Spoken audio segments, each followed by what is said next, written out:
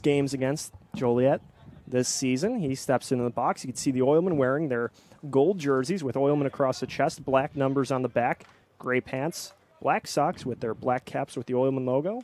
Now Peters firing his first pitch. High for ball one there.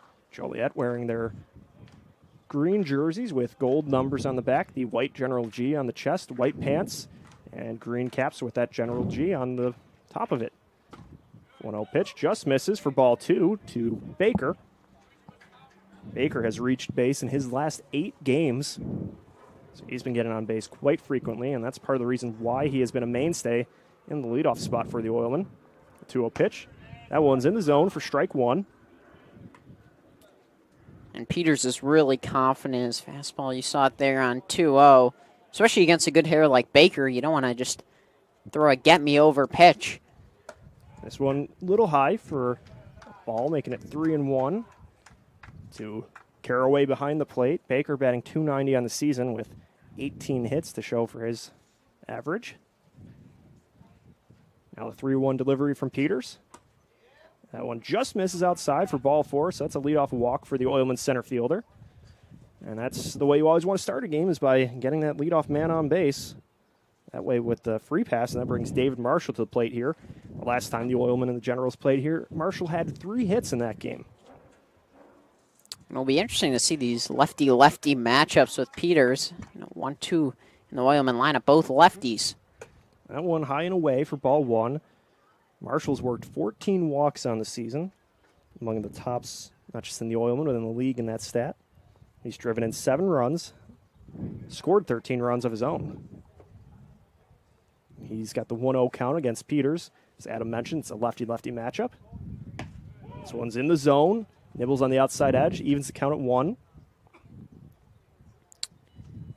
What really hurt the Generals on Monday against the Panthers was walks, where one hit just breaks it open. You want to give yourself more room for air. Marshall fouls this one away behind home plate onto the concourse, so this will make it a 1-2 count. He's got Baker at first. He's batting in the 2 spot tonight. He's another one who's been a fixture at the top of the lineup for the Oilmen.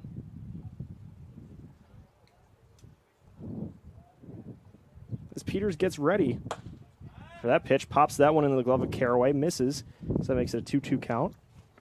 It looked like they thought about going over to first base there, Adam. Yeah, and it'll be interesting to see the approach from Peters changing out of the bullpen, because it's a lot different as a starting pitcher and not showing all your stuff early. Especially in a doubleheader as Baker goes on the 2-2 pitch. This one's high for ball 3. Baker gets in there, no problem. So he moves 180 feet away from home plate now as the count goes full. That was a great jump by Baker, but I think Peters might have went too far, and it would have been a balk if he decided to throw over to first. But the second Peters lifted his leg up, it looked like Baker was on his way to second. The payoff pitch is outside for ball 4, so the Oilmen walk their first 2 batters of the game. And runners on first and second for Jason Hodges at the plate here. That was the 6th stolen base of the year for Baker, and make that walk number 15 for Marshall. As the Oilman left fielder Jason Hodges comes to the box here with nobody out and 2 men on. Hodges in his last game with the Oilmen on Friday had 3 hits and a walk to get on base 4 times against the Corn Dogs. Especially in a doubleheader, you certainly want to save some of your bullpen arms, so they like Peters to at least go a few innings to start this one. That one misses for a ball, and especially playing 7-inning games, you don't have as much time to get back into games. It's a little bit of an accelerated delivery. I know you're only chopping 2 innings off of it, but that adds up after a while. It pushes the pace, ups the urgency a little bit as the 1-0 pitch fouled away, makes it a 1-1 count. So you don't want to wait too long to try to score runs. You want to try to produce early. And we've seen in all games across the league where a team is down going into the 8th or 9th inning and they get back in it, get close to winning, or win the game. And no stranger with these 2 teams either. As the 1-1 pitch misses, makes it 2-1. I mean, the last game between these 2 teams at Oil City Stadium, the Oilmen were coming back. Jalen Avery made a great catch in left field. The Oilman pitching staff put up 6 straight scoreless innings from the bullpen to end the game. Just couldn't get that extra run across the plate as Hodges fouls this one away. Count goes to 2-2. The offense was doing a good job trickling runs up there, and you had to feel they were due to keep doing that if Avery didn't make that tremendous catch out in left field. Oh, and you just felt the game was going to come down to one play, and that topped all the games before, even though all the other ones were fantastic. This one high and away makes it 2-1. So this will be the Oilmen and Generals have seen each other. They saw each other 3 times last week. Now they're see twice tonight. And they saw each other on opening day, so now they're starting to get more familiar with each other as Hodges can't come up with a payoff pitch there, goes down swinging for the first out of this ballgame. And I think for Peters, you just got to be confident in his stuff. He's kind of been all around the zone. But if you can get out of this inning with minimal damage, you got to feel really confident, especially, you know, he's not usually a starting pitcher, and usually you settle in after that first inning. Going to bring Jack Ziebig, left-handed batter, of the box. He takes strike 1 from Peters.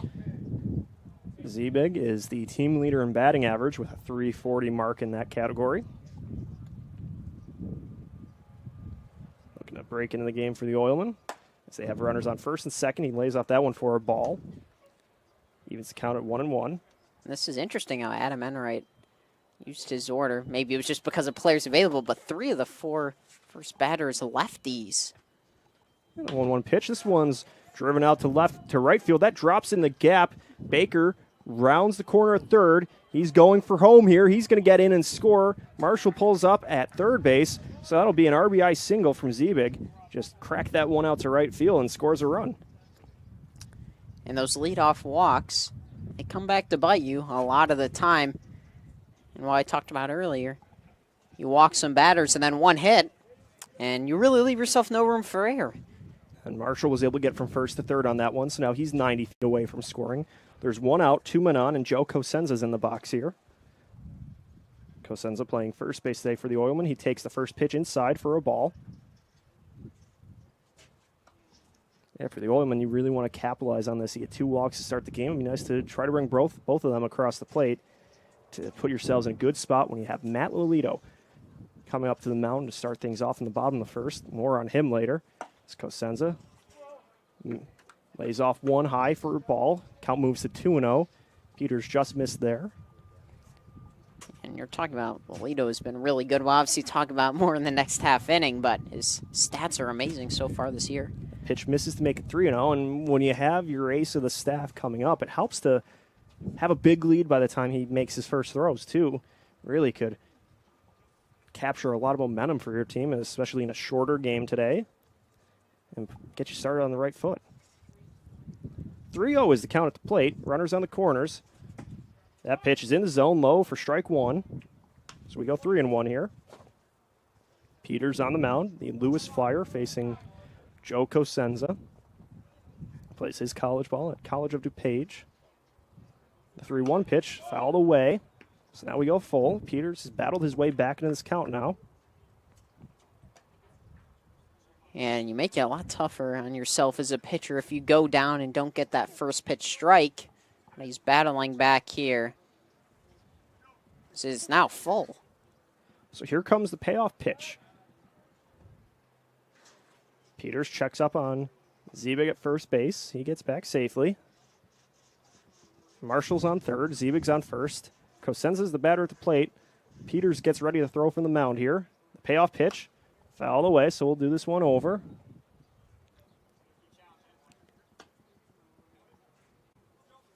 So he wasn't quite able to drive that one as he made contact, but sent it back behind home plate. So we're doing it over here again, 3-2. Another checkup move from Peters over to Ziebig at first. And you would think Ziebig's probably going to try to take off here and try to get the free bag at second. Here comes the payoff pitch, another foul ball. This one just near our camera behind home plate. So Ziebig staying in the box here against Peters. Yeah, it's a really good at-bat by Cosenza. And he's fouled off some tough pitches. And just looking for something to drive. Anything in the outfield will get one, certainly. And Cosenza checks up on that one for strike 3. Or the Base path umpire will say he did not go all the way. Cosenza, I believe, thinks he tipped it. So this is, the home plate umpire calls this a strike. The base path umpire says he didn't go. Now they're going to discuss it. Ziebig thinks he tipped it. Yeah, I thought it was just a straight-up called strike. I don't know what you thought. It looked like it was in the zone to me. But Caraway dropped it. That's what made it so interesting. Yeah. So now, looks like we're going to do it over. Potentially a foul tip, I guess. I mean, that's the only thing that can be ruled. So the payoff pitch yet again. This one's high for ball 4. That will load the bases. So it's head start time for Ziebig at first base. And now Cosenza gets the free pass after we saw them have to go 3-2 a couple of times there. And Admiral Malley's going to head out to the mound to chat with his pitcher. And that's what happens when you fall behind a count. And Cosenza had a really good battle there, but you're forcing yourself to throw 3, 4, 5 consecutive pitches for strikes, and it's really difficult to do. Yeah, and for the Generals, that's tough to have in the first game of doubleheader too. I think that's partly what the Oilmen are trying to work here. Force the starter to throw a lot of pitches because, this is a long day. We're playing 14 innings tonight. If you're able to work a pitcher early in this, that's going to force them to go to their bullpen earlier, throw the plan up by a few innings, and potentially make things easier at the end of this night when you're in the second game of the doubleheader and the Generals are limited on pitching options. If that ends up happening, Peters could get back on track here. He's a double play away from getting out of this inning. I think he's trying to start off with a first pitch strike would be, the ultimate confidence booster that you can use some of your other pitches because on that 3-2 pitch he threw, his fastball 3-4 times in a row because that was his pitch he's most accurate with, but I'll be facing Dom Curcio. Takes a strike outside as Adam had forecasted, a first pitch strike. Big for him. Curcio was hit by a pitch and walked in his last game with the Oilmen on Friday against the Corn Dogs. Here comes the 0-1 pitch from Peters. This one's put in the air, skied in the infield. Near second base where Biggers makes the catch for the second out. That was an infield fly for the second out. We saw one of those plays against the Panthers on Monday where a ball dropped, but it was infield fly rule. But it's a good example of Peters getting the first pitch strike and forcing Curcio on another pitch in the zone. Doesn't want to go down 0-2 to try to put something in play. Sebastian Cabeza, the Oilman catcher in the box here, takes a first pitch strike from Peters. Now he's 1 out away from getting out of this inning with the maximum on base. This is a spot where the Oilmen want to try to break it open as they have the bases loaded. Cabeza takes a ball low in the zone, evens count at 1. Marshall's on third, Ziebig's on second, and now Cosenza is on first with Cabeza in the box. Still in the top of the first inning here at Leaf Fund Stadium. 1-1 pitch. This one put in foul territory on the right field side, drops. No play made by Muha out there at right. We've seen the Generals a lot of times be on the opposite side of this, scoring early on, have the bases loaded, but are only able to push a couple or one run across, and it really hurts you down the line later in the game because you don't always get these opportunities. They're very rare. And we saw in the last game between these two teams, the Oilmen had 2 opportunities with the bases loaded and less than 2 outs as Cabeza puts this in the air in left field, charging in is Avery, and he makes the catch there to end the inning. So the Oilmen load the bases, send 1 run across the plate, and leave the maximum. After half an inning, the score is Oilmen 1, Generals 0. You're following along on the Northwest Indiana Oilmen Broadcasting Network. Go to the office. We build it. This is a truism with Ironworkers Local 395 and the Northwest Indiana Contractors Association. Our goal is to exceed our customers' expectations. We provide a skilled, OSHA-trained, drug-free workforce, as well as many other certifications from our 4-year training program. Every time you hire an iron worker from Local 395, you should feel confident that you are receiving highly trained, highly skilled, and drug-free journeymen and apprentices who take their job and your project seriously. For more information, contact us at 219-763-7900 or ironworkers395.com.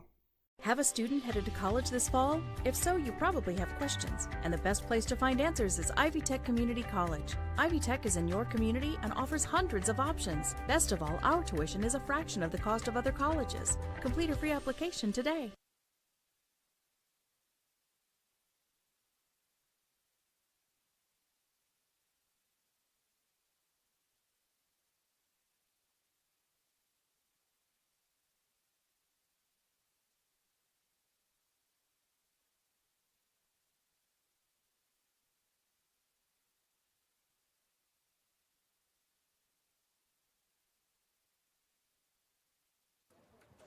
We're back here for the bottom of the first inning where the Northern League Pitcher of the Week, Matt Lolito, is getting his final warm-up tosses. The game that earned Lolito that Player of the Week accolade would become on June 15th against the American Giants, a 7-6 win for the Oilmen. Lolito went 7 innings, allowing 2 runs unearned on just 4 hits. He didn't walk any batters and struck out 14, which was good for the Oilman franchise record for strikeouts in a game. 14 strikeouts on his birthday, too. So that was a big night for Matt Lolito. And he accomplished a piece of Oilman history, too, against the Chicago American Giants. And a dominating start. Anytime you strike out 2/3 of the batters you face, it's a really good start. And only going 7 tonight, if he can pull it off in game 1 here, he'd go the whole way. Right. And what was biggest about that, obviously the 14 strikeouts were amazing, but he didn't walk any batters. That really helped him go so deep in the game, meaning that he was just throwing a lot of strikes. And these strikeouts, he wasn't falling behind in the counts, too. That's big for anybody in this league, is just being able to cut down on the walks. And when you can just have that much command of the zone, that helps you go deeper into ball games, as we see Lolito works with the 4-seam fastball, the 2-seam fastball, the slider, changeup, and curve. So he can mix up his speeds and locations with some pitches with movement. And that helps him go far into these games. This will be the first time he's seen the Generals this season. He'll be getting set to face Munoz, Dupuis, and Gould to start the game. Or to start the Generals half of the game, I should say. The Oilmen scored 1 run in the top half of the first inning, but they left the potential for more, as that's something they hope doesn't come back to hurt them. As I was mentioning in the top half of the inning, the last time these two teams played, it was a 1-run game, but the Oilmen had 2 situations with the bases loaded and less than 2 outs where they grounded in double plays. They had another one with 2 outs where they struck out to end the inning. So they're hoping that doesn't haunt them like it did in that game, as Lolito's first pitch is in for a strike. You can see sort of that cross-arm delivery from Lolito. It's very hard to read as a hitter. Now the 0-1 delivery, kicks and fires. That one just misses on the top outside corner for ball 1. Against Diego Munoz, who's batting above 400 this season. Fouls that one away, goes down 1-2. A team leader in batting average. And he was really good last week. Had 2 homers, including the only run they scored against Southland. Batting .455 on the season.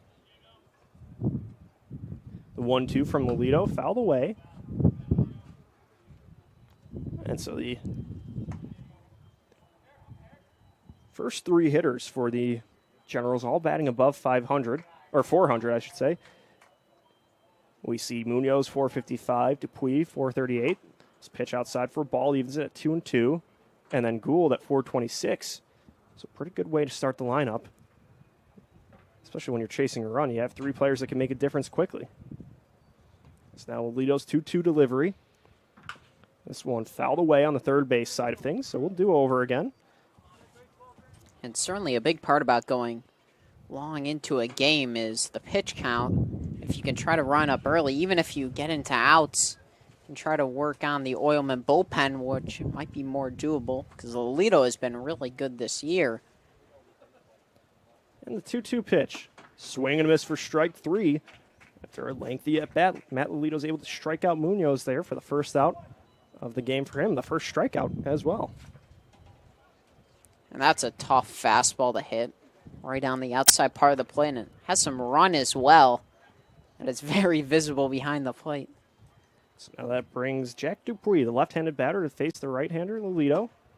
He sends a strike in there. Yeah, his fastball The velocity, I believe, is in the low to mid-90s, so he's nearly able to make the radar gun jump. Has a lot of action on it. As Dupuis fouls this one away, he's quickly down 0-2. That's what makes it then when he throws that changeup or throws that curveball, when the velocity's not as high, that's what messes up these hitters a lot, is because he can throw so high, but then there's such a good balance off it with his off speed. As the 0-2 pitch just misses down low for ball 1. Especially when you're using that off speed as the finisher, where you're throwing two fastballs in for the first 2 strikes and then going something so different. So this one high, we go to a 2-2 count. You're swinging really ahead of it then when you see that changeup. It's the 2-2 count to Dupuis. Wind up from Lolito. That one bends outside and in for strike 3 looking. So now Lolito has 2 outs on the inning, both of them of the strikeout nature. That's exactly what you're talking about. When you're throwing, that low to mid-90s, and then you throw a hook there, and that's really a tough pitch to judge because it looked like it was far off the plate, and then it caught the corner.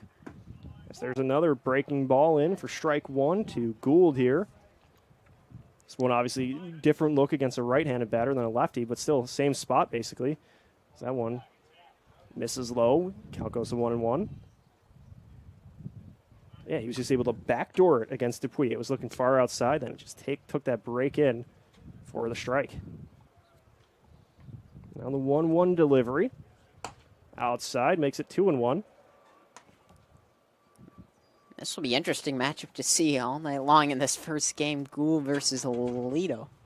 It'll be interesting to see how they adjust against him, as he's been striking out quite a lot of batters this season. As Gould chops this over to third base. McCannon can't quite come up with it. Throw over is late, so that'll be a 2-out base runner for the Generals. That one was bounced over to third base to Tyler from McCannon. He had to go down to his knees to try to corral it and just wasn't quite able to come up with it in time. We'll see how that's scored.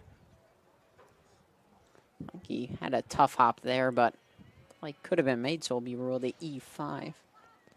Yes, he was able to handle it, then it just popped out. So he stopped the momentum, just made that throw over to just not enough time, as now Brennan Fisher comes to the box with 2 outs and a man on. Fisher's had a good year this season batting against the Oilmen, as Lolito sends a strike in for the first pitch. It'll be interesting to see the Generals on the bases. You feel like runs are going to come in a premium in this first game, and Gould being one of their best base stealers might take a shot here. Gould getting off to the lead at first base. Cosenza is playing on the bag. The 0-1 pitch to Fisher. That's in there for strike 2, so he's not wasting any time here. And sometimes we've seen it with the Oilmen this season. When you have that error with 2 outs, they have bad innings after that, but Lolito's trying to adjust that by just throwing strikes here. As he gets ready for the 0-2 pitch. Fires out the stretch. Gould's in motion. Looked like Fisher fouled that one away. Boy, and it looked like it would have been a stolen bag for Gould there, and that was kind of an unfortunate play because I don't think Fisher meant to swing at that. But that kind of late break and brought in on his hands and just got a piece of the wood there. Yeah, maybe a little bit near the handle. Just redirected towards the plate. So the count's still 0-2 to the Generals' first baseman. And the 0-2 pitch fouled away. So Fisher and Lolito will continue the battle here. You feel like Lolito's just setting up all these fastballs for a breaking ball because Fisher's a really good fastball hitter. But when you're seeing all that stuff that's high velocity, it really messes with your mind when you see that way slower and with a lot of break. And Lolito sets for the 0-2 pitch. Here it comes. Breaking ball. Swing and a miss for strike 3. So he strikes out the side there, despite giving up the 1 base runner. The Oilmen are leading 1-0 after 1 here at the Fun Stadium. We'll be back for more on the Northwest Indiana Oilmen Broadcasting Network.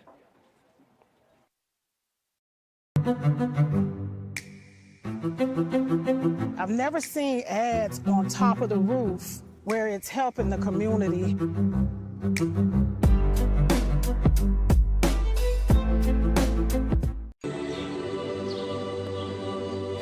This place teaches you to be genuine, to be the same person today as you were yesterday. People from Indiana, they're pretty comfortable with who they are. And you know, I think that puts the people around them at ease to be comfortable with who they are. The values that built Indiana are here in Strachan Van Til. We're Indiana's grocery store, and we're proud to be Indiana made.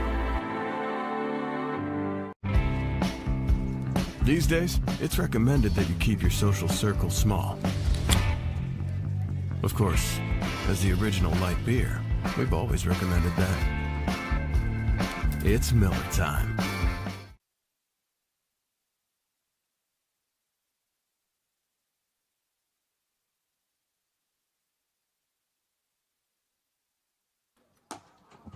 Getting ready for the start of the second inning here for this scheduled doubleheader between the Oilmen and the Generals.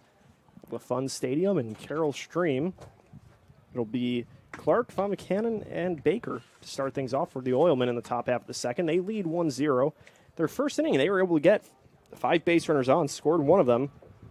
But when they left, or 4 base runners on, scored one.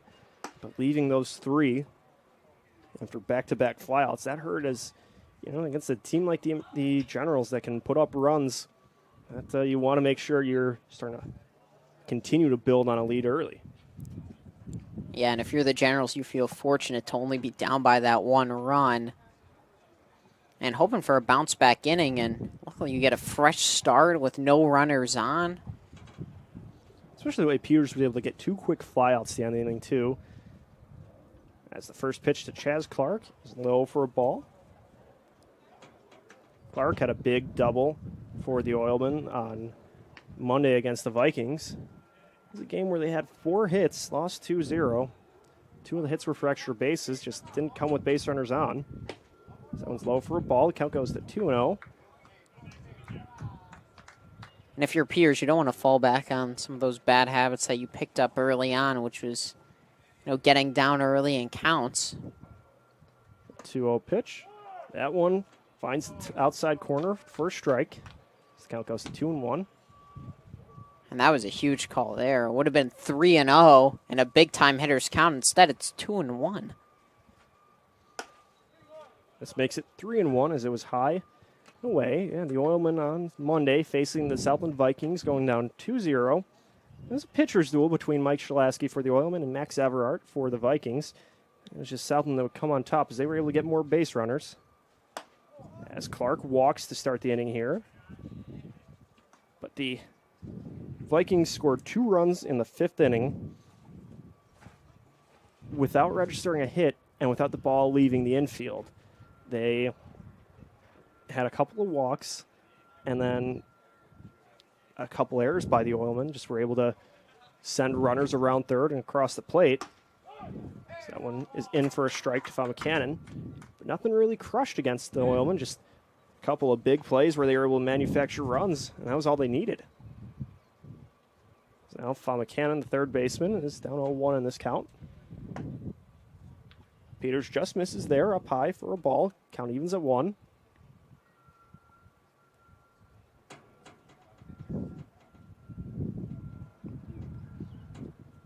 And the lefty gets ready for his 1-1 delivery. Sends a fastball down low for strike 2. And he's really relying on his fastball, and it's been good for the most part. When he's gotten one in the zone, they've come in bunches. And the 1-2 just inside makes it a 2-2 count. Brush Von McCannon off the plate a little bit there.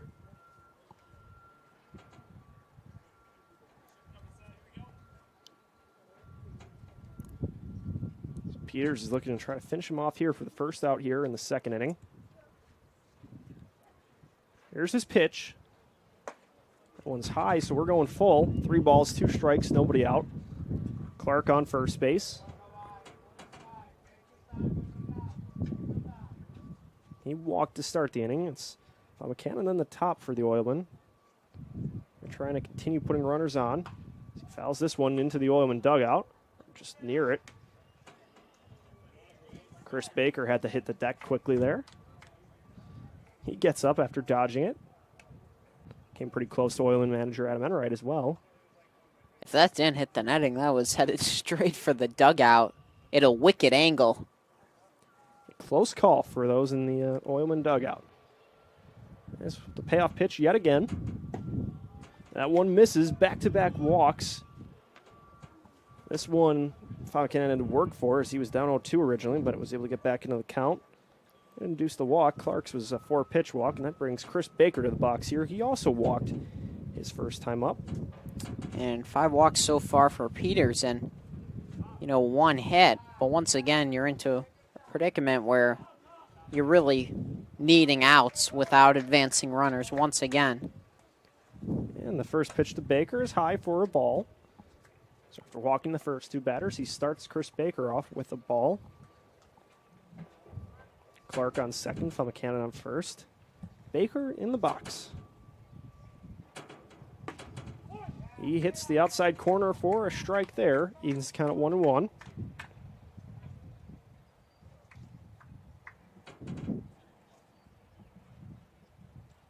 Lefty-lefty matchup here.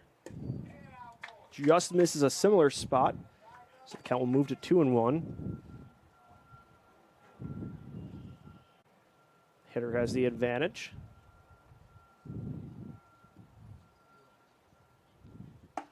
And he can't connect on that one. Evens count at 2. Big swing from Baker. Just couldn't catch up with the pitch from Peters. Feel like in all the Generals Oilmen matchups so far this year, we haven't seen that many swing and misses from Baker. Now he steps out of the box for a timeout. And Baker's definitely very disciplined at the plate. Doesn't go chasing on much. He's able to work walks, take long at-bats, and add to a pitcher's count. This one misses for a ball, so we go full here, 3-2. And noticing Peters throwing a bit more pitches as that breaking ball doesn't have the break he wants it to, that starts in the zone and gets out, just staying out of the zone the entire time. The payoff pitch to Baker. This one taken for a ride to center field. Gould can't get to it, so that will advance everybody 90 feet. Clark moves to third base, Fontaine the second, and Baker gets a base hit on the full count pitch. And once again, another opportunity for the Oilmen to really blow this game open, and in a 7-inning game with your ace on the mound, you're feeling pretty confident if you can hit a gap here if you're Marshall. Yeah, this is a spot where they really want to add to their lead here. They want to double or triple it. They're leading 1-0 on the top of the second. Peters against Marshall in the box here. First pitch is a strike on the outside part. So Peters is able to get ahead of Marshall here. Marshall, he walked last time up, advanced all the way to third base. The 0-1 pitch to him, fouled away, just over the general dugout. Count goes to 0-2. And the Generals had some miracle innings like I've never seen in the last matchup, but you're going to need some more magic here. The 0-2, high away for ball 1. You don't want to have to rely on making the comebacks. You want to score early for both of these teams. Try to get ahead as big as you can. As Marshall puts this one in the air, looping it out to left field, where Avery gets under it. Here comes Clark charging towards the plate. He'll get in. Let's make it 2-0 Oilmen on the sacrifice fly from Marshall. And Peters will surely take that important out without any other runners advancing. If you're the Oilmen, good job by Marshall to get a bat on that after falling down 0-2. He's able to poke one into the outfield. The Generals appeal it, and they'll say Clark was out at third, that he didn't tag. Now, I've seen that happen a bunch of times where they tag third, and it's been safe. Probably I've seen it 10 times this year. It looked like Clark waited long enough for... I just don't know how you call it as the home plate umpire. I think you need to check with your base umpire because I feel like that's more of his job when the runner's blocking the base. So Clark is out now. after the appeal. We saw that happen in the championship between these two teams. So now there's 2 outs here, runners on first and second. That ended up really changing the tide of the series. So that'll be a 7-2 put out of Clark. So the count goes to 1-1 to Hodges, and you have to feel that just dramatically changed the trajectory of this inning as the Oilmen were threatening there with what was going to be just 1 out, just scored a run, and now there are 2 away. As Hodges puts this one in the air in shallow right field, Fisher moving back to it. That drops. So now here comes Famacanon across the plate. Baker gets in a third. Hodges on second. It's kind of a bloop hit there. It's 1 run to score, so the Oilmen get that run back. Now put 2 runners in scoring position off of that play.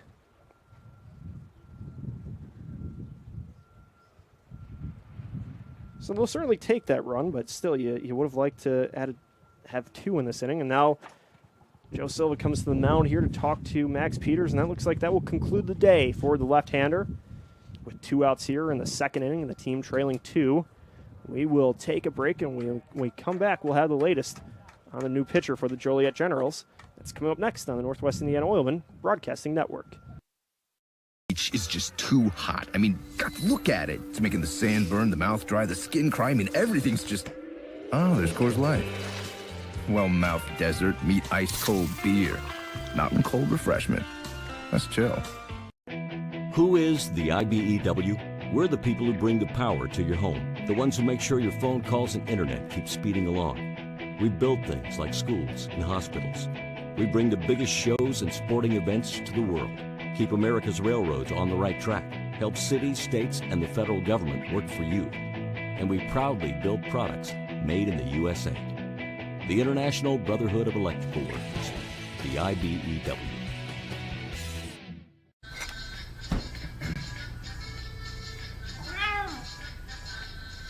You didn't do anything wrong. You just didn't know Miller Lite has more taste and only 1 more calorie than Michelob Ultra. Now, you do.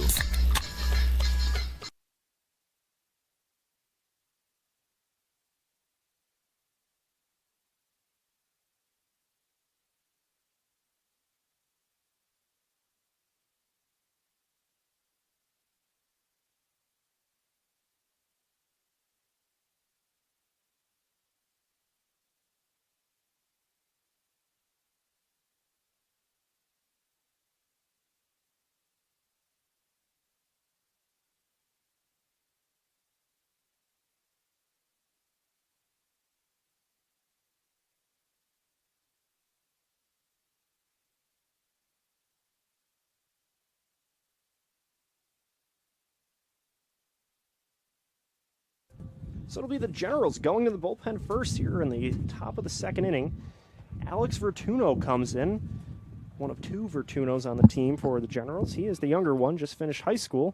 He comes in to face a tough spot. Jack Ziebig, one of the top Oilman bats, is coming to the box here with 2 men on base, and his team already up by 2 here early in this doubleheader. So Vertuno against Ziebig here. 2 outs in the inning. Ziebig fouls this one away. What can you tell us about the new pitcher in the game for the Joliet Generals, Adam? Well, like you mentioned, straight out of high school, so he plays pitcher, plays 2 ways, actually. He starts as a designated hitter in the last game. That was his first start and his first at-bat. And he also pitches a bit alongside his brother, who's also a 2-way player. Versatile Vertunos for the Generals. The 0-1 pitch, swing and miss for strike 2. Alex on the mound here, just going right at Jack Ziebig. And you can see it already that he's confident in his stuff. And especially those first few pitches to collegiate players shows a lot about his confidence. Now the 0-2 pitch, this one on the outside corner, Ziebig fouls it away near the General bullpen, out in left field. Yeah, not exactly the ideal spot to bring in your bullpen in the top of the second inning. But they would feel very lucky to only be down 2-0 after 2 innings that could have been far worse. As Vertuno gets set on the mound, pitching out of the stretch. He gets Ziebig to swing at that one again, fouls it away, similar spot. Out of play in left field territory. Generals got a big double play to prevent it from becoming a 3-0 game, but now the Oilmen still have a chance to add to their lead, try to break this inning open as they have 2 men on, 2 in scoring position. Baker on third, Hodges on second. There's a ball, so it makes the count 1-2. The breeze picking up here, going from left to right. Temperatures in the high 80s here in Carroll Stream. Now the 1-2 pitch to Ziebig, cracked foul along the first base side on the ground. And something I noticed right away about Alex Vertuno is he's just always smiling, and you can see him on the mound. When I talked to him about possibly joining the team, he was already thinking about it and just loves playing baseball. And both the Vertunos do, especially when you're on the mound and you're also interested in hitting the ball. I think there's so many benefits for players that just finished their senior year of high school to play summer ball as the 1-2 pitch. Just outside, evens count at 2. Just the fact that you have the option to play travel ball against peers your own age, maybe a year younger too, as a 18-year-old, but playing against older players before you even get to college can just help out so much. That one misses outside to make it a full count. Just getting that experience of facing college pitching as a pitcher throwing against college hitters, it seasons you a little bit before you get to campus in the fall. As we get ready for the payoff pitch here. Ziebig flies this into foul territory, left side of the diamond, goes out of play. So we'll do again. Ziebig fouling off a lot in this at-bat. Yeah, this is back-to-back great at-bats by Jack Ziebig. Really can't ask more. Your player fouling off 4 tough pitches. He was able to escape with an RBI single last time up. He drives this out to right field near the line. It drops fair. Here comes Baker across the plate. Hodges will get there as well. Ziebig's going for 2. He doesn't stop there. He's looking for a triple. He will slide in safely for a 2 RBI triple with 2 outs to double the lead for the Oilmen, making it 4-0 here in the top of the second inning. And once again, when you see so many pitches from a pitcher, especially someone who's just facing collegiate players, just finding one and drive, and you felt like Ziebig was sort of on a lot of these pitches and got the pitch to drive, and there was no doubt that ball was dropping in right field. Now Joe Cosenza comes to the box here with 2 away, a man on third base, and his team leading 4-0. Facing Vertuno, pitches low for a ball, and yeah, we were seeing Ziebig really made Vertuno work on the mound there. A lot of 2-strike pitches that he was just fouling away, forcing him to go with another delivery and try a different pitch, and he eventually got one he liked. He was able to drop it out in right field deep as Cosenza cracks this along the third baseline. The play is made by Dupuis. He throws over in time. That will end the inning, but not after the Oilmen do some damage. They add 3 here, now making the score Oilmen 4, General 0. We'll see what the General's answer is when we come back next on the Northwest Indiana Oilmen Broadcasting Network. Hire certified electrician contractors, you're getting the best. But just as important as our skill and expertise is our culture of safety. We know it's important to you, and we know it's important to them. Certified Electrician represents the NICA IBEW team, a team where safety and productivity go hand in hand. It's why our jobs finish on time and on budget. It's why owners that use us are repeat customers. Certified Electrician, working together, powering Northwest Indiana. Wait! Let me help! Land of Frost! Premium meat! Delicious! And no byproducts! Toss it in. Et moi? Okay. Whee! Make the smart choice. Land of Frost Premium Meat. Yes! When it comes to Sunday, choose the right couch. Here's to the original light beer. It's Miller time.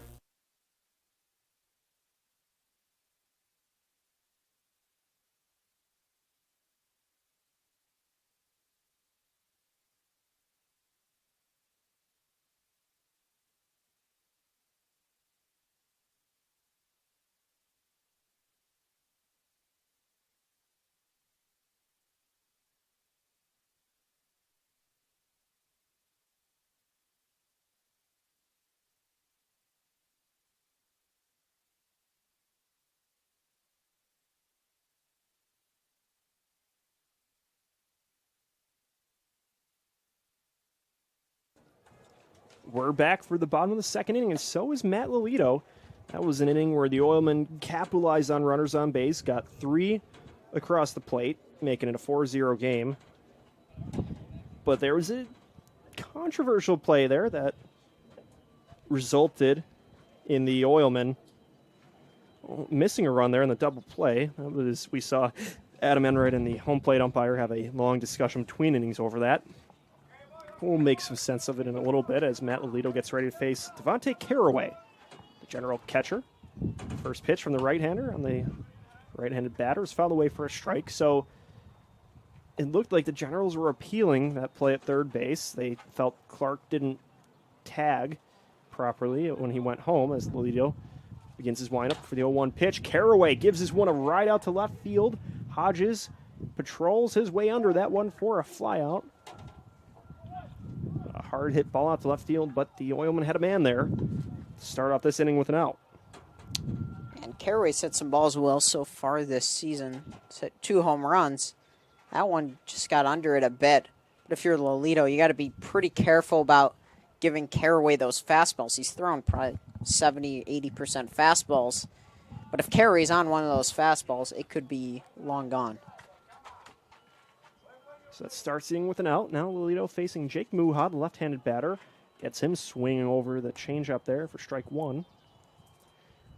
But I guess it helps. We see the Generals do that a lot, where they appeal plays at third base when a runner tags, and I guess that's why you do it. As there's a swing and miss on the fastball for strike 2, and sometimes you get the call. And you would have to think Dupuis had something to do with that he saw that the runner didn't tag from third. Otherwise, you can't do it every time someone tags. Big swing and a miss from Muha for strike 3 there against Lolito. That is the 4th strikeout in 5 batters for the Toledo recruit. Helping the Oilmen cruise through the early parts of this lineup is now Tom Stote steps into the box here, designated hitter for the Generals. Swing and a miss for strike 1. And Lolito's getting ahead of a lot of these Generals hitters, and he's pretty much controlling that bat, whatever he wants to do. Breaking ball, fastball. Try to get him to chase out of the zone, pound in the zone. Adam Enright emphasizes a lot as the next pitch misses low for a ball. The importance of getting 2 of the first 3 pitches for strikes, how that really helps the pitcher control the at-bat there. And that's what Lolito's been doing so well this season, is getting early strikes in, especially with the fastball too, because that sets him up for options with his off-speed later in the counts. That breaking ball just misses to make it a 2-1 count. Really, Oilmen have had a couple really nice hits, but it's been set up by a lot of walks, and Lolito's not even getting the 3 balls on a lot of these counts. 2-1 pitch. Bends inside for ball 3 or ball 4 there. I think it clipped the arm of Stote there, so that's a hit by pitch. Puts the second base runner of the day for the Generals. Both base runners have come with 2 outs. I'll bring Dino Biggers to the box here, the left-handed batting shortstop, or second baseman, with a man on. And 2 outs. Generals trailing 4. A little fastball inside for ball 1. We'll see if the big deficit maybe makes the Generals be a little aggressive with a runner on and 2 outs. You don't always see stolen bags with 2 outs, but Joliet may try something here. As Lolito sets for his 1-0 pitch. There goes Stote in motion. It's a hit and run as Biggers drives it out to left field. It rolls all the way out to Hodges, so 2 men on there. A good swing and a good run there by the Generals. It was interesting before the game. I arrived here about 2 hours early. Usually don't see a lot of players show up that early. There were a few players here, including Dino Biggers, hitting balls early on the field. It pays off there. Yeah. As he was here about 30 minutes before anyone else with a few other Generals players. Now Jalen Avery comes to the box here with 2 outs and 2 men on. Avery was the hero last time these two teams met, making a great grab on left field to end the game. Lolito's first pitch to Avery is away for a ball. It was a play where the Oilmen probably could have tied it up if Avery didn't make that catch in the bottom of the 9th inning for the 3rd out. He went for broke, dove for it, and made the tremendous grab. It's now the 1-0 pitch from Lolito. It's high for a ball, makes it 2-0. But now you're seeing the kind of approach the Generals want to have. Tom Stowe was ahead 2-1, led to a hit by pitch. Biggers got the first pitch inside and was able to drive something for a hit. Now Avery ahead 2-0. Well, Lolito falling behind in counts for the first time tonight, looking to fight his way back into this one. As Avery puts this in the air, Hodges is going to move in a few feet. Now he steps back, gets under that one for the third out of the inning. So the Generals get a bit of a rally going with 2 outs, but are unable to get anything across the plate, keeping the score Oilmen 4, Generals 0 after 2 here in Carroll Stream. We'll be back for the top of the third inning up next on the Northwest Indiana Oilmen, broadcasting. Go to the office. We build it. This is a truism with Ironworkers Local 395 and the Northwest Indiana Contractors Association. Our goal is to exceed our customers' expectations. We provide a skilled, OSHA-trained, drug-free workforce, as well as many other certifications from our 4-year training program. Every time you hire an ironworker from Local 395, you should feel confident that you are receiving highly trained, highly skilled, and drug-free journeymen and apprentices who take their job and your project seriously. For more information, contact us at 219-763-7900 or ironworkers395.com. Have a student headed to college this fall? If so, you probably have questions, and the best place to find answers is Ivy Tech Community College. Ivy Tech is in your community and offers hundreds of options. Best of all, our tuition is a fraction of the cost of other colleges. Complete a free application today.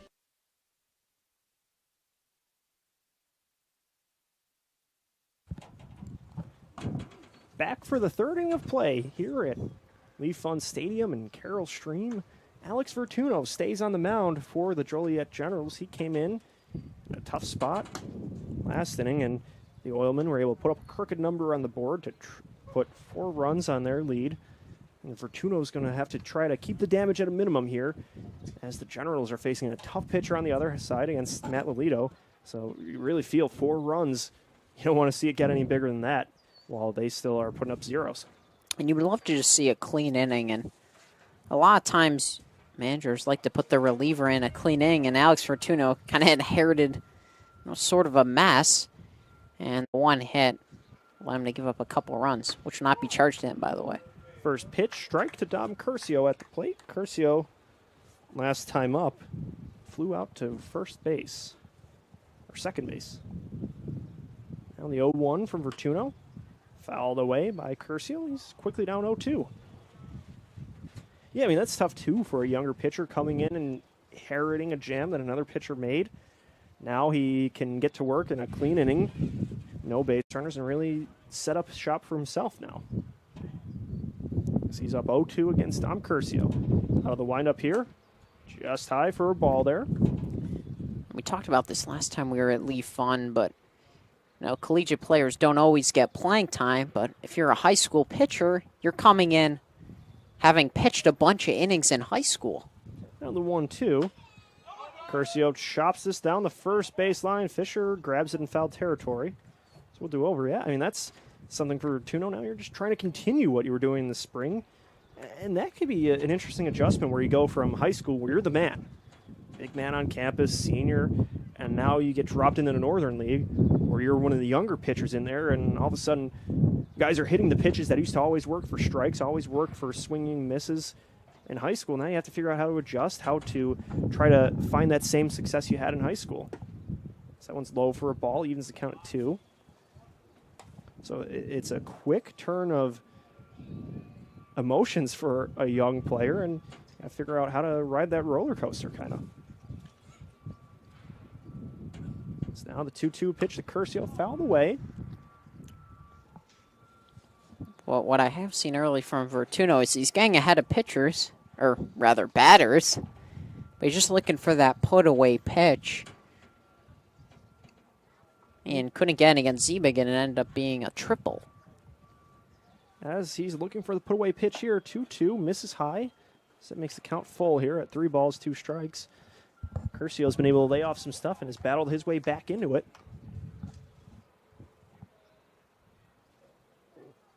the payoff pitch here. This one's sent through the hole at second base, just past the diving glove of Dino Biggers, rolls out to right field to Muha. So that is a leadoff single by Dom Curcio. Another good at-bat by the Oilmen. It started off with some 4-pitch walks, 5-pitch walks. Now they're really working at-bats against Fortuna, who's throwing a lot of strikes, but they're getting down quickly 0-2. That's, I think, the second batter in a row. Rather, second and 3 batters have gone down 0-2, battled back to 3-2, and then ended up with a hit. It was just a good at-bat there by Curcio as he gets a hit there to increase his average. As now Sebastian Cabeza fouls away the first pitch he sees from Vertuno. Hey, talk about Vertuno searching for that put-out pitch. He was, again, just missed it there. This has a big single with a full count. And it's hard to start an inning after an at-bat like that, then trying to settle in after you go all out for that first batter, and he gets on. Again, Cabeza fouls this away. Count goes to 0-2. And once again, the 0-2 again. We really didn't see that with a bunch of the first Oilman batters. Fortuno's getting to 2 strikes here. Cabeza down 0-2 as Caraway sets up behind the plate. This one's sent over just past the glove of Dupuy at third base, and Munoz can't quite handle it. So that will put Cabeza on base with an infield single.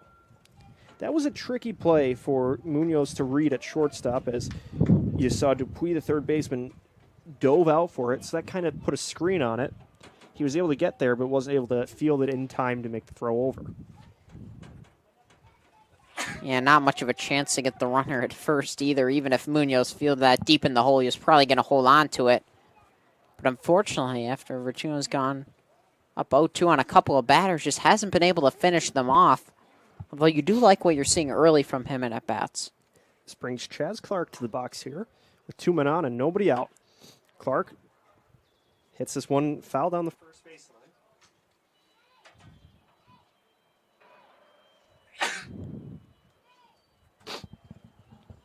So Clark's down 0-1 in this count.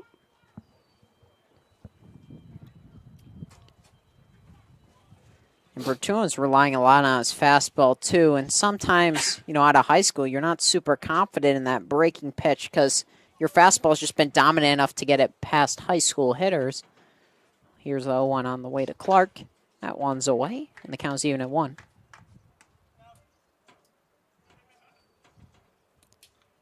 The General's looking to limit the damage or try not to have any damage here. 1-1 on the way to Clark. That one's in there for a strike, so he's now ahead 1-2 again. Had a lot of 2-strike pitches for Vertuno. And Vertuno's really just setting up well here as he's got Clark down 1-2. Looking to finish him off here and get the first out of the inning. As the Oilmen have Curcio and Cabeza on second and first, respectively. And swing and a miss there from Clark. That'll be a first out strikeout for Alex Vertuno. That's exactly what you want to see as he sort of elevates the fastball and changes the level where the batter needs to swing. And gets the swing and miss there. And an important first out for him and his first collegiate strikeout, sort of. First collegiate summer league strikeout. It counts as Tyler Fomacannon's in the box here with 2 outs and 2 men on. Or 1 out, 2 men on. So now we'll see how Vertuno settles in here, trying to keep the damage down. Misses outside for a ball there.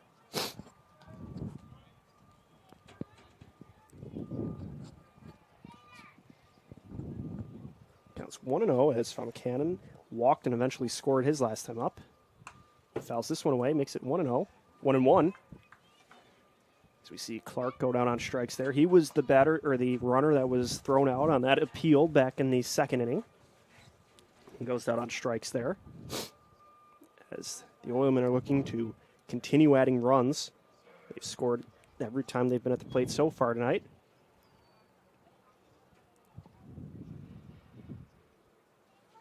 As Vertuno settles in on the mound, gets the sign from Caraway, looks over to second base, now fires towards the plate. This one's put high in the air, foul by Fomacannon over the Oilman dugout. So somebody will leave to go retrieve that. And I think the important thing about what Vertuno's doing is the location of his pitches. He's kind of moving around the plate and got that one inside of Fomacan's hands. As now the 1-2 delivery from the right-hander outside, evens count 2. Couldn't quite get Fomacan to go chasing on that one.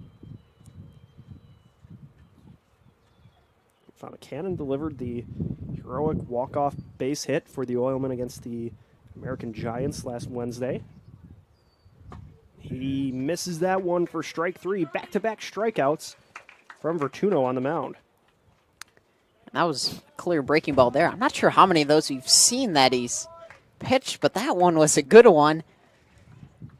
And a big out for Fomacan. That brings Chris Baker to the box here with 2 men on and 2 outs here in the top of the 3rd inning. That's Curcio on second base and Cabeza on first. Baker walked and singled his first 2 times tonight. Scored both of those. He takes one away for ball 1 to start this at-bat. Vertuno gets the sign he likes from his catcher. Now he launches this one towards Baker, who scorches it foul. Evens the count 1.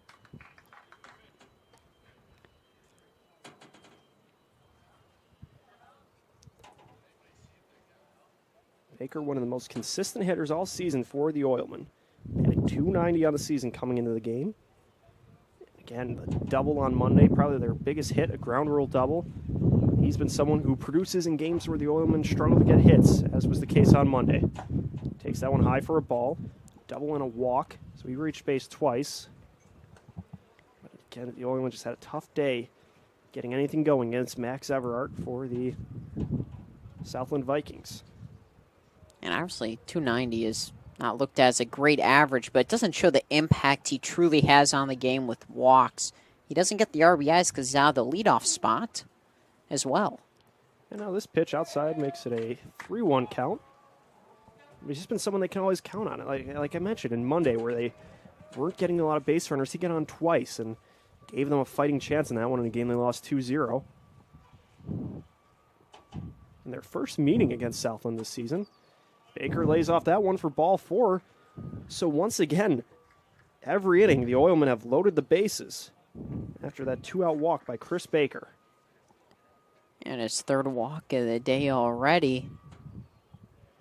And 6th already against the Generals this year in just 4 games. So that brings David Marshall to the box here with the maximum on. Curcio on 3rd, Cabeza on 2nd, and Baker on 1st. First pitch strike backdoored by Vertuno. Marshall walked back in the 1st inning, flew out to left in the 2nd. That was the play that was double played. That one's high for a ball. Makes it 1-1 at the plate. Marshall hoping for a different result with the bases loaded this time up. So we see Curcio getting off to a big lead at 3rd. This pitch outside makes it 2-1.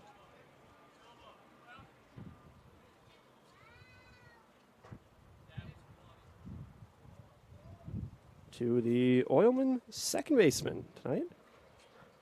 Another College of DuPage product. This one in the dirt for ball 3. So Marshall getting the upper hand in this one.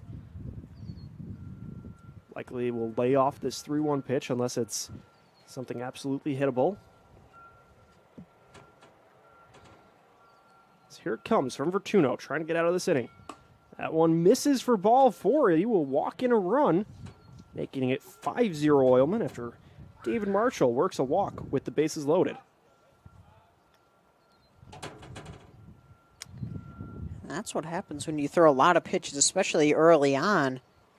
And even some of those 2-strike counts, you don't think of them as, huge at-bats.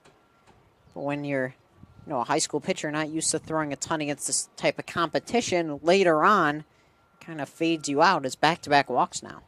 Now Jason Hodges comes to the box, takes a first pitch strike from Vertuno, who was looking like he had a chance to get out of this inning with just 2 runners on after he got back-to-back strikeouts. But now he has consecutive walks. As Hodges cracks this out to right field, Muha camps under it for the third out of the inning. So the Oilmen put another run on and leave the maximum here. In the top of the third inning, the Generals will try to answer in the bottom half. When we come back, they're trailing 5 on the Northwest Indiana Oilmen Broadcasting Network.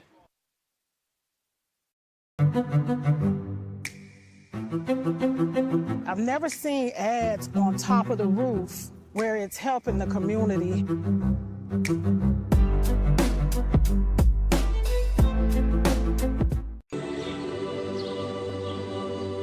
This place teaches you to be genuine, to be the same person today as you were yesterday. People from Indiana, they're pretty comfortable with who they are. And you know, I think that puts the people around them at ease to be comfortable with who they are. The values that built Indiana are here in Strachan Van Til. We're Indiana's grocery store, and we're proud to be Indiana made.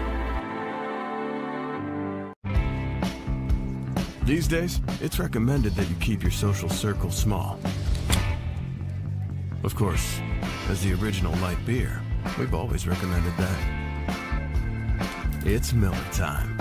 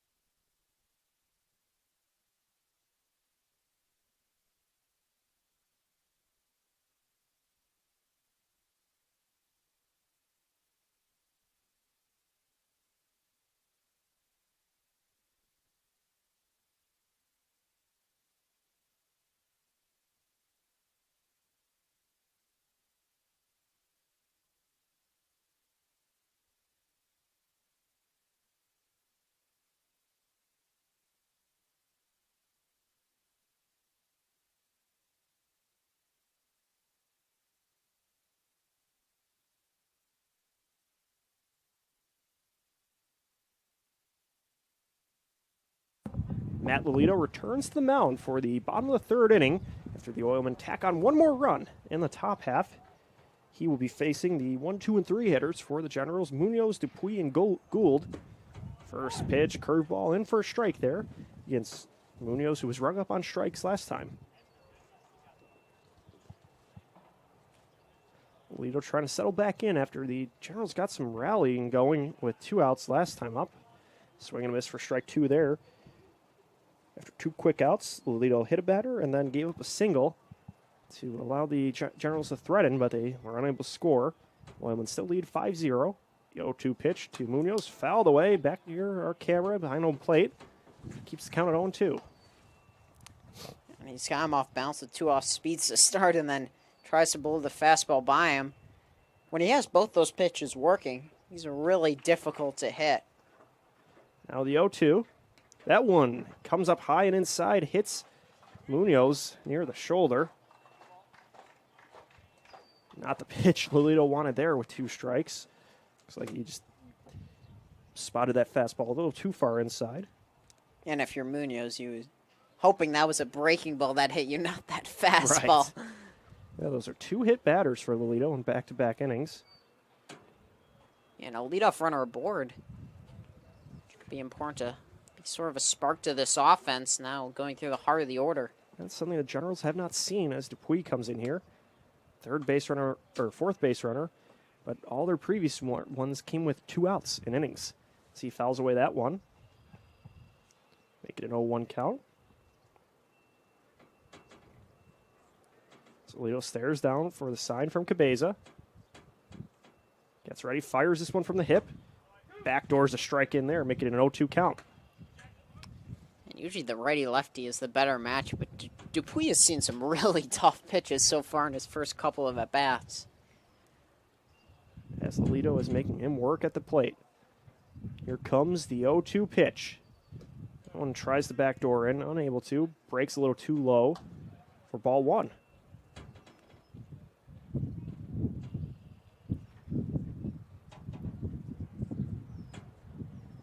So 1 ball, 2 strikes. Nobody out here in the bottom of the 3rd inning.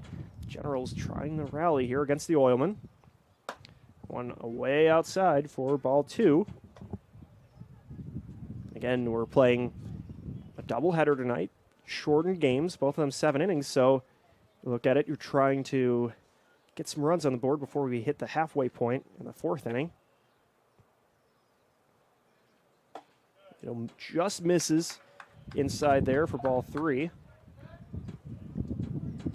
This might be the first full count pitch we've seen from Lolito. And on the opposite side, the Generals have been forced to throw a lot of full count pitches.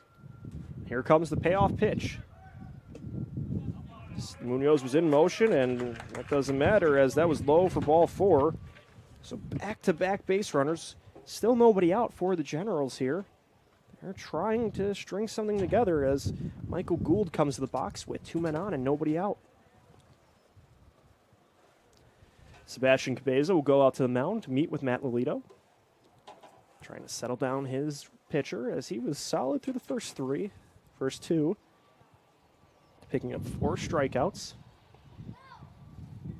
And now he's still in search of his first out here in the 3rd inning for the reigning Northern League Pitcher of the Week. Just completed his tenure at Kankakee Community College. Now he'll be making the move to the Mid-American Conference at Toledo. As he's getting ready for his first pitch to Michael Gould, who was a strikeout victim last time up. He reached out an error last time up. This one's grounded over to Marshall at second base. He throws over to Zebig, tries to make the double play. They are unable to turn 2. So that'll be a fielder's choice that results in the first out of the inning and leaves runners on the corners for the Generals, bringing Brennan Fisher to the box.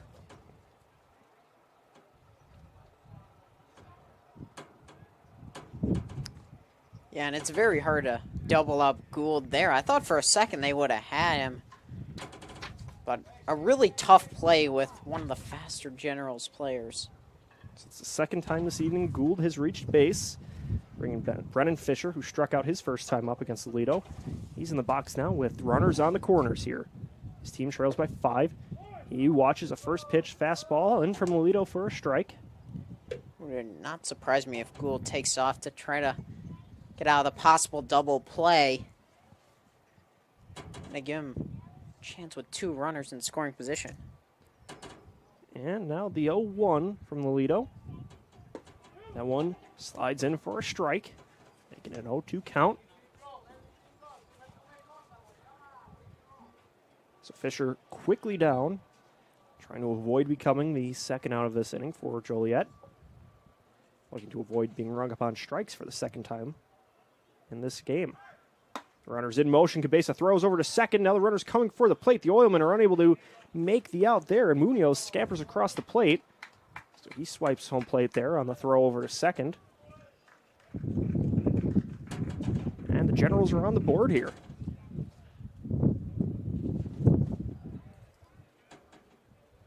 So Diego Munoz comes across the plate. Gould slides in the second. Both successfully complete the double steal.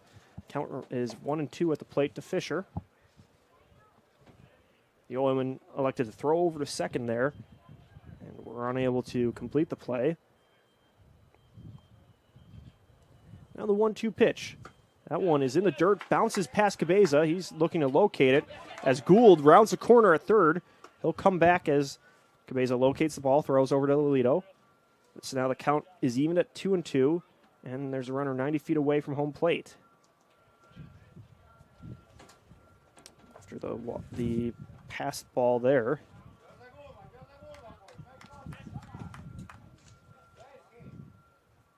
Lolito's just trying to finish off Fisher here. Try to minimize the threat from the Generals. 2-2 pitch, misses outside. We go full here. Joliet really working these counts now from Matt Lolito. Yeah, and working the counts, it makes such a big difference. And you've seen it here in this inning. Here comes the payoff pitch to Fisher. One's high and away for ball 4. He goes the distance and leaves with a walk. So puts runners on the corners again for Joliet. 2 walks and a hit by pitch in this inning and a fielder's choice. Bring DeShante Caraway to the box here. The Oilmen know what he's capable of, as they saw him hit a towering home run back at Oil City Stadium. And I think if you're Caraway, you're thinking one thing is to try to get this ball to the outfield, which he loves to do. As the first pitch from Alito skips away out of the left-handed batter's box. Another pitch that misses the mark. It's a wild pitch, scores a run as Gould gets across the plate there. Scores a run for Joliet, makes it 5-2. And these are some of the mental errors that can really add up. You're talking about when the Oilmen had plenty of runners on base, but just like that, they're only up by 3 runs, and they feel like they've dominated, the first 3 innings of this game. It seems like the Generals have started to force Alito to throw around a little bit, throw some pitches outside the zone. So now his 1-0 delivery to Caraway. This one is put on the air. This one's looping towards center field. Baker gets under that one for the second out of the inning. His throw will keep Fisher put at second. So now the Oilmen are 1 out away from getting out of this inning. And for Caraway, you do not see him hit a lot of ground balls. I feel like in most of his at-bats, probably 80% went to the outfield and balls put in play. That was a hard hit ball. He's got 2 flyouts tonight, but both of them now to the outfield as Jake Muha comes to the box with a runner on second base, 2 outs. Now his team only trailing 3 runs.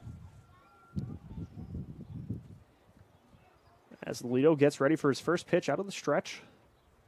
Misses outside for ball 1. And really, even some of Alito's misses early in this game were just outside, but now you're seeing he's throwing it a bit more over the place and 2 wild pitches in the inning. He's getting later into his outing. This is high for that one. Can't tell if there's any action in the Oilman bullpen down in right field. But you have to think maybe, talk about the heat, and then he's had to sit for long times between innings as the Oilmen get these rallies going. As the 2-0 pitch just misses outside, we go 3-0. He's just trying to get a strike here.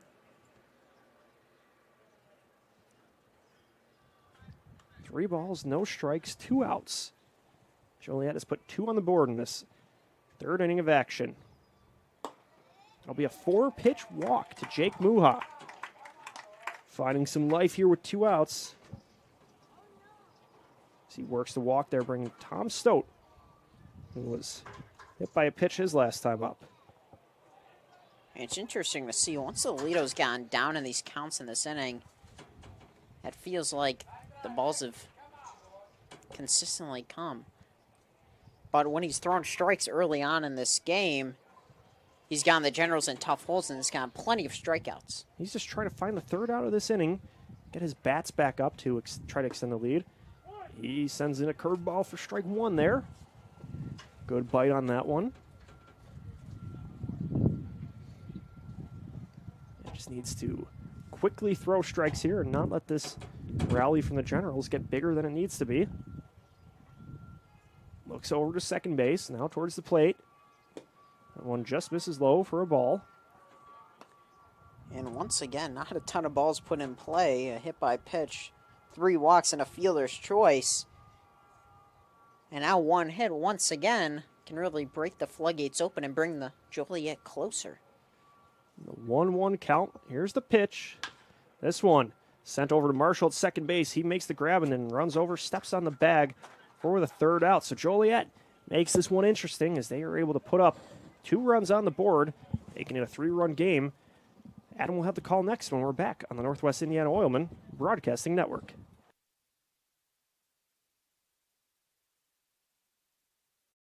Is just too hot. I mean, God, look at it. It's making the sand burn, the mouth dry, the skin cry. I mean, everything's just... Oh, there's Coors Light. Well, mouth desert, meet ice cold beer. Mountain cold refreshment. Let's chill.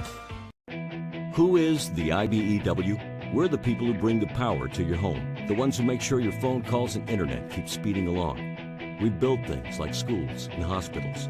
We bring the biggest shows and sporting events to the world. Keep America's railroads on the right track. Help cities, states, and the federal government work for you. And we proudly build products made in the USA. The International Brotherhood of Electrical Workers, the IBEW.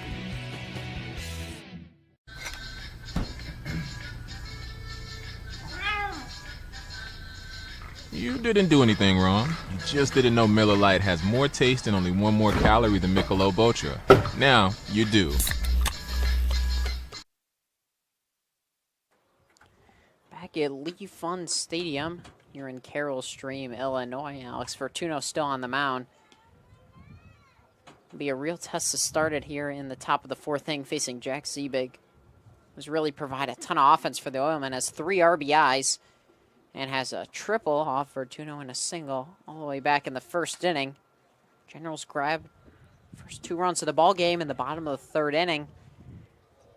Now looking to close the door on the Oilmen to get their bats back up. They scored 2 runs off no hits in the bottom of the inning. Yeah, that's big to do, to manufacture 2 runs against the Oilman ace without recording a hit. You'll take that any day of the week. So Fortuno set to face Ziebig. Here's the first pitch of the fourth. That one's drilled into center field. Michael Gould is under it and makes the catch. Didn't have to move far for that ball. It was a hard hit ball by Ziebig, but he just put it right where the Generals had a player for the first out of this inning. Fortuno has not had a ton of quick outs there, but 1 pitch, 1 out. And Joe Cosenza's now up. Hitting .206 on the year. He's 0 for 1 today with a ground out.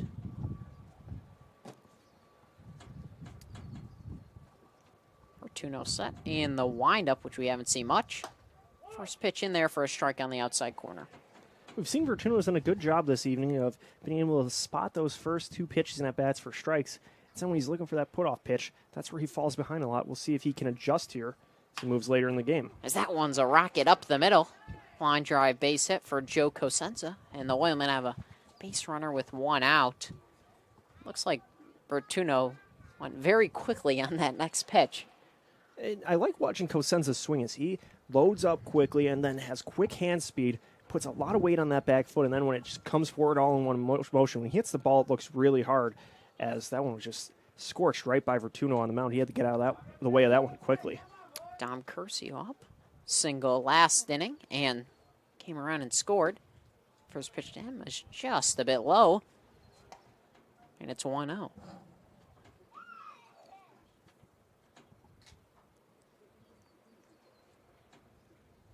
5-2 Oilmen here in the top of the fourth inning. Fortuno will look at first for Cosenza, and that was a close play, but got back in there safely. It's a quick pickoff move. Brandon Fisher's one of the better defensive first basemen we see in the league, as he was able to quickly get that glove down to the midsection of Cosenza, and he was just able to reach out with a little bit of time to make the play at first. There's the 1-0 pitch, and that one's hit on the ground and through the hole for a base hit. So back-to-back base hits for the Oilmen. And once again, runners on the base pass. Good piece of contact there by Curcio to send it out to right field. Wasn't the hardest hit ball, but he put it in the right spot. That's what matters sometimes, is maybe not the velocity off the bat, but where you locate it, as he was able to put that through the hole. And Cosenza was already in motion, and that was able to put him on second, and now the Oilmen are threatening here with just 1 away here in the fourth inning. Sebastian Cabeza is now up. Looking to answer Joliet, scoring their first couple runs of the game. Here's Fortuno's first pitch to him. That one's upstairs. And it's 1-0. Cabeza is a player who's on an upward trend with the Oilmen. His average is still below 200, but he's starting to take more and more competitive at-bats at the plate. You can really see he's starting to get a handle for this wood bat. I think as the calendar flips to July, we'll see his average continue to increase. Pick off back at second. But in there safely was Cosenza. We're starting to see Fortuno be more mindful of base runners, looking at Cosenza a couple times at first and second now. That one's low, and it's 2-0. We saw it against games against the Panthers. The Generals pitchers didn't look at the base runners, and they made them pay for it. A team like the Panthers will do that, as they are able to get runners on base and are aggressive once they do put them there. So Fortuno behind 2-0 on Cabeza. Here's the pitch. That one is drilled into center field, into the right center gap, and down. Cabeza rounding first, headed for second. 1 run is in for the Oilmen. Here comes Curcio right behind him, and a 2 RBI double by Sebastian Cabeza. That was fun watching Cosenza and Curcio come around the corners there, as Curcio was the runner on first base, Cosenza on second base, and Dom Curcio looked like he was racing Cosenza there as he nearly caught him as they both crossed first base nearly simultaneously. But that was what I was talking about with Cabeza here, is his average is below 200, but we're starting to see him take better and better at-bats, and he was able to get a good hold of that one, and it took a good bend, too, once it got out to center field, dropped in the gap, and allowed 2 men to cross the plate. 7-2 now, Northwest Indiana Oilmen. Chas Clark up the plate. 8 hits to 1. The Oilmen lead. That one's in there for a strike to Clark.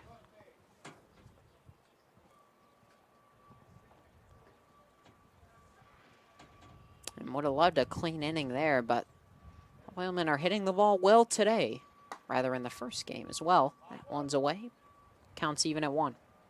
That was big for the Oilmen to get 2 runs there after the Generals showed they're still in this game, cutting their deficit down to 3. So now the Oilmen put that foot back on the gas and extended a little bit here. It's a 5-run game again. Here's the pitch, and that one's away. 2-1 on Clark. And certainly in a 7-run game, only got 12 more outs to play with if you're Joliet. Now once again down 5. Oilmen have scored in every inning so far. That's big in a short game, too. It's just continually putting up runs. 2-1 pitch on the way to Clark. That one's drilled past Fisher and down the right field line. Base hit. Clark's going to head for second. A run is in for the Oilmen, and Clark will stop at second. So back-to-back doubles. And the Oilmen now lead 8-2. Chas Clark continues to swing the bat for extra bases as he had a double in Monday's loss to the Vikings. This time he is able to score a run with a double there. It's a hard hit ball out to right field along the line. Helps the Oilmen to make it an 8-2 game. Not sure if Fisher saw that line drive. It got by him in a hurry. Clark might have tried for third there. But now brings up the 9-hitter, Tyler Falmacannon. Second hit of the day for Clark, and he picks up his first RBI as well.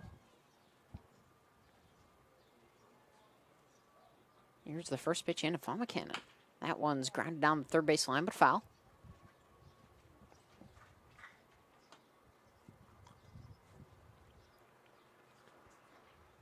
Fortuna looking to get out of this inning without any more damage. 2 1-run innings so far in the odd-numbered innings, and 2 3-run innings in the even-numbered innings. Here's the 0-1 pitch. Falmacannon dunks under that one. And it's 1-1. Now Fortuna, you just have to figure out a way to get that second out of this inning here. He was able to get a good start by inducing a flyout by Ziebig on just 1 pitch. Has to get something to work here now against Falmacannon. That pitch is down low, and it's now 3-1. Rather, 2-1. You really want to make sure there are 2 outs in the inning when Chris Baker comes up next, as Baker's walked all 3 times he's been at the plate today. Just has been a pain for the Generals to deal with all season.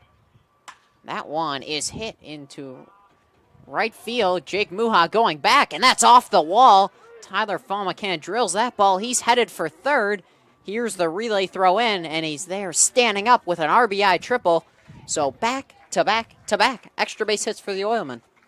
And Tyler Falmacannon just crushed that one off the bat. That one all the way to the wall. It's probably a couple feet shy of being a home run. That's the type of production you like to see out of your 9-hitter. As Falmacannon walked and scored in the second inning, now provides a big triple.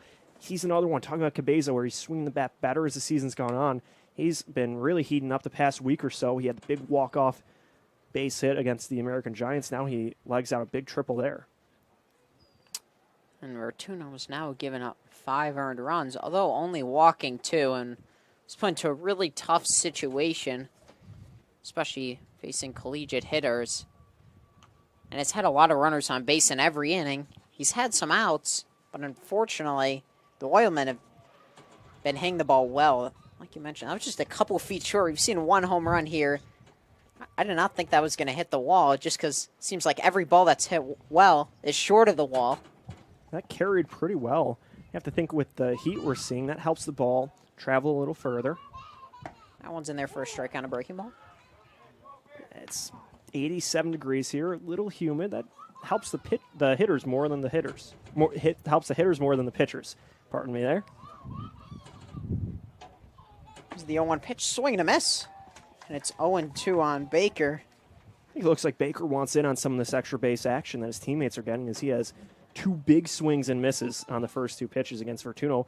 Maybe the general pitcher can catch him being overly aggressive on this next pitch. Here's the 0-2 pitch. That one's grounded back up the middle. Munoz makes the play behind the second base bag on to first, and it's wide. And Baker is on with an infield single. Would have beat that out anyways, almost certainly. That was a tough play for Munoz to make, as Baker was off to a good jump down the line. He kind of had to short arm that throw, and that resulted in an overthrow. That's something you see when you rush the footwork. That's when it makes it tough for these infielders. They accelerate their delivery, and that's what we saw there, a wide throw. You sacrifice some accuracy when you accelerate things there. Rather, that will be an error because Baker advanced to second because the ball went out of play. So it will be an infield single, then an E6. Here's David Marshall, for those of you who are scoring at home. So 10-2. Oilmen 5 in the top of the 5th inning. And they've been really hitting the ball as that one's into left field, and that's going to get down in front of Avery. Here comes Baker, and he's going to score. Rather, the play at the plate. He's safe. He avoided the tag, and Marshall advanced to second. Looked like it wasn't going to be a close play at all, but suddenly it was in Caraway's mitt. And that was a much closer play than I originally thought it was going to be at the plate, as we saw Avery do a good job of getting a quick throw in out of left field, and Caraway did a good job getting that lane without obstructing the plate, too. That's something you always have to watch for as a catcher, and he was able to make it a close play, but Baker was just able to basically swim over the tag at home plate. And now Joe Silva's going to come out to the mound for a meeting. Yeah, it looked like the throw brought Caraway up the third base line, which seemed like a good thing at the time, but then it gave Baker a little extra room to maneuver. And a sweet slide there. And Marshall did advance to second, so will be credited with the single. And advances to second on the throw home. And that will be it for Alex Fortuno. So we will see a new pitcher for the Generals. Oilmen score 6 in the top of the 4th inning. They now lead 11-2. You are listening to the Northwest Indiana Oilmen Broadcasting Network. To hire certified electrician contractors, you're getting the best. But just as important as our skill and expertise is our culture of safety. We know it's important to you, and we know it's important to them. Certified Electrician represents the Nika IBEW team, a team where safety and productivity go hand in hand. It's why our jobs finish on time and on budget. It's why owners that use us are repeat customers. Certified Electrician, working together, powering Northwest Indiana. Wait!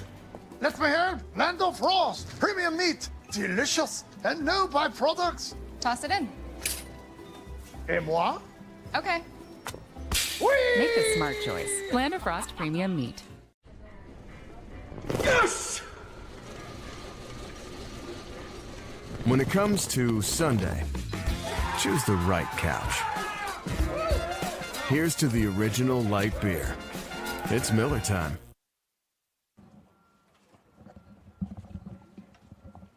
Welcome back to Carroll Stream, Illinois. After Joliet scored 2 in the bottom of the 3rd inning, the Oilmen have answered and tripled their run total as they scored 6 in this inning alone. 11-2 Oilmen. 12-1 in hits. Some pretty ugly lines if you're a Generals fan, and I'd be happy if you're an Oilman fan. 11 runs on 12 hits, 1 error for the Oilmen. 2 runs on 1 hit, 0 errors for the Generals. Rather on 1 error. So now Will James will be in. It's been part of the Generals relievers that Joe Silva has trusted so far this year. And really the Oilmen have had a bunch of hits, and it hasn't been walks like it was early on in this game. And that's something that's been a development for the Oilmen now, is they've been able to get those extra base hits. That's something we've seen this season where they struggle to hit for the power, struggle for those extra hits. And then now they're getting that breakthrough as they've been able to really barrel up some balls and just drive them out to the outfield. And that's something we'll see if they can try to continue. So Will James will face Jason Hodges. The runner on second being Marshall, had a base hit and advanced to second on the throw home, which Baker scored. So So here's Jane's first pitch, and that one's upstairs. Pops out of the glove of Caraway. And will be credited as a pass ball. Zach puts the Oilmen in a big spot here. Runner 90 feet away from home plate, and Jason Hodges, one of the batters that's been swinging the bat the best for them over the past week, comes to the box here.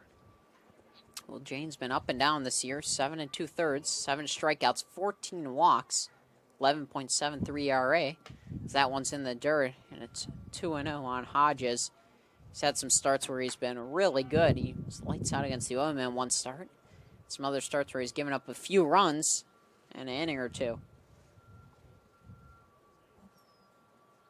And he's just hoping to subdue the Oilmen here. You have to remember this is a doubleheader, so you don't want to go too deep into your bullpen too early.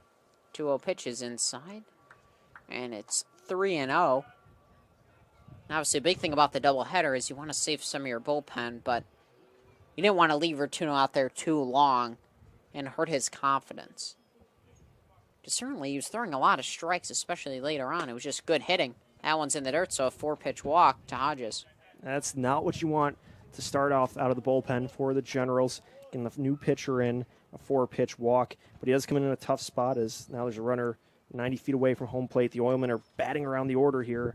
You just want to try to get that second out. You were still chasing 2 outs in this inning and now looking at a 10-run deficit. Man, James has walked a batter in every single appearance so far this year, and that one's in there for a strike. Thought that was well inside. Not quite the strike zone we saw in last night's White Sox-Blue Jays game. I'll give him that. Yeah, that one's outside. And we were talking about earlier.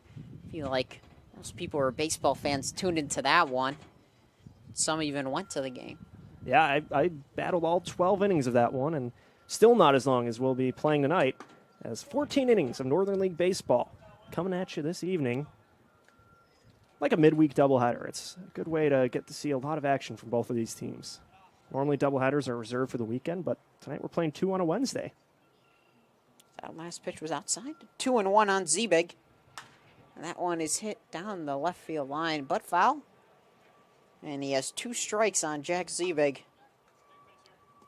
who's been one of the Oilmen hottest batters. They've also now batted around the order, as Zebig was the first batter. It was 1 pitch, 1 out in this inning, if you remember, all the way back.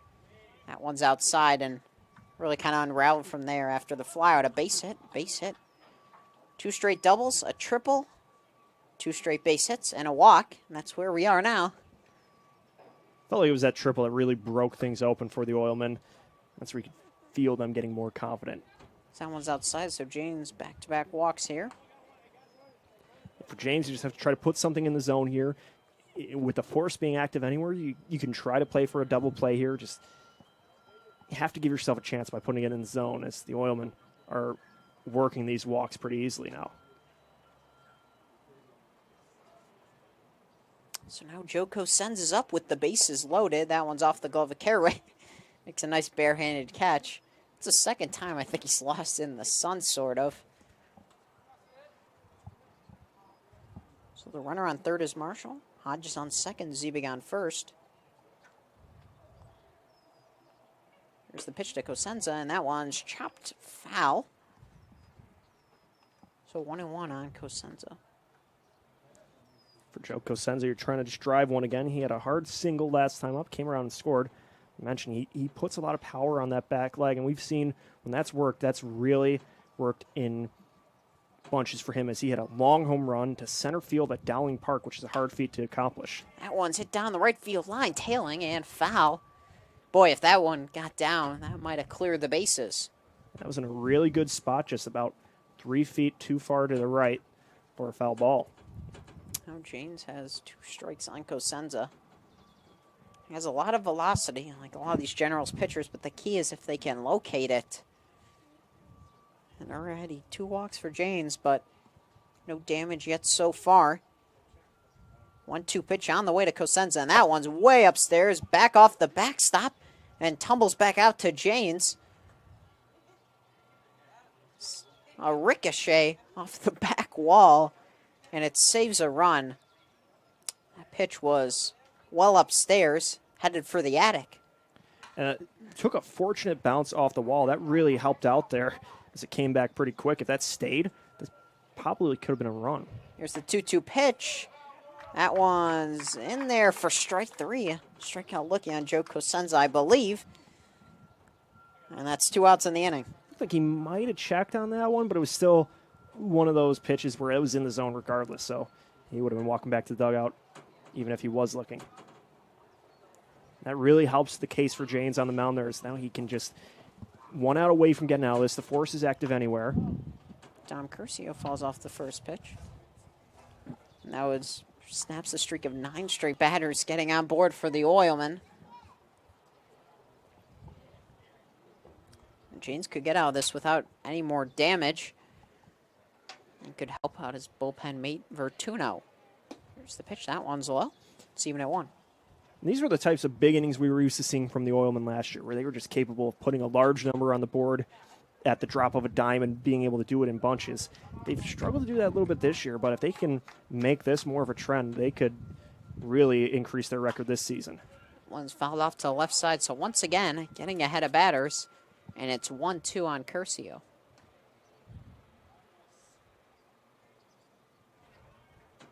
Looking at this point streak scoring app in the top of the 4th inning, it's quite the paragraph in this inning. A lot of hitting by the Oilmen would summarize all of it. Here's the 1-2 pitch.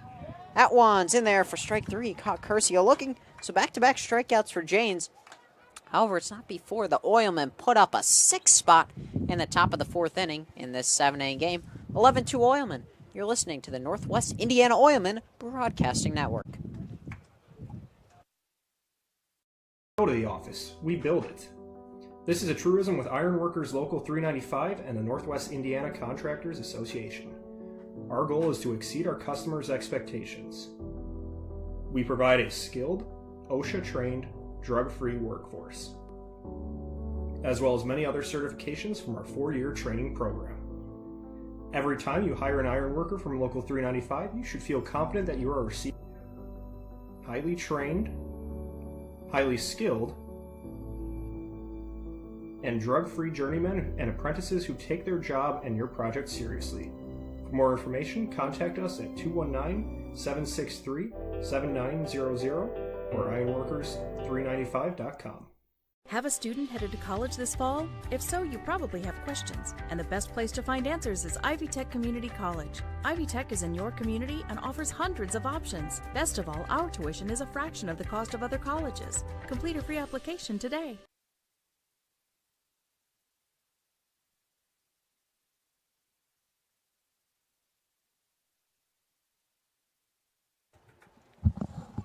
Back here at Leaf Fund Stadium, the Oilmen have really blown the game open. Went into the top of the 4th inning, just up 3 runs. Now they're up 9 runs after a 6 spot in the top of the 4th inning. Head to the bottom of the 4th inning. Matt Lolito has really done work for the Oilmen. Has pitched 3 innings, given up 2 earned runs, 3 walks, and 4 strikeouts. And this is going to be quite the deficit for the Generals to overcome. We'll see, though, how the long layoff affects Lolito there. You have to think about it. You're going a long time being inactive, sitting out there in the heat, the sweat's starting to build up, you're starting to get, a little, I'm not saying Matt Lolito's a slug, but you start feeling a little sluggish when you're sitting there not doing anything. You want to get back on the mound, get back there throwing because you get more into that body rhythm, and so we'll see if, the long layoff in the heat affects him. So we'll face Dino Biggers. So at the bottom of the 4th inning, first pitch to Biggers is inside. Check it first. He didn't go around. 1-0 on Biggers. And we saw in the last inning that Lolito fell behind in a couple of counts, which wasn't the norm in the first 2 innings. So we'll see if the Generals continue to work that. 1-0 pitch is fired in there for a strike. That's how we start off the game, just pumping gas right down the middle. Right. And working the corners as well. No mistake about that. 1-1 pitch. That one's grounded up the middle. Marshall makes the play. A jump throw and a pick by Cosenza at first. What a play. That was a good-looking play by Marshall to Cosenza there. Going up, making the Derek Jeter-like jump. Throwing over to Cosenza, who that was a tricky play for him, too, as he had to scoop it off the turf and was able to for the first out of the inning. Yeah, I was going to say Derek Jeter, but as a Red Sox fan, Don't love Jeter so much. Although Jeter downs Red Sox prospect. His first game is actually tonight, so a Jeter on each side of the rivalry. Of course. Jalen Avery now up against Joliet. First pitch in there. Inside corner, strike one. And that's the type of play for David Marshall. It's where summer ball, you might make that play. You might do the jump there. I'm sure in college you might have a coach yelling at you not to do that, but you can be a little more carefree, have some fun with it, which is what baseball's all about. Getting to emulate maybe one of your heroes growing up, doing that jumping throw over to first base. Yeah, certainly, especially up 9 runs. That helps too. Swing and a miss there. And Avery has 2 strikes on him. So many times you're just going through the motions. When you have a chance to do something like that, you almost have to do it.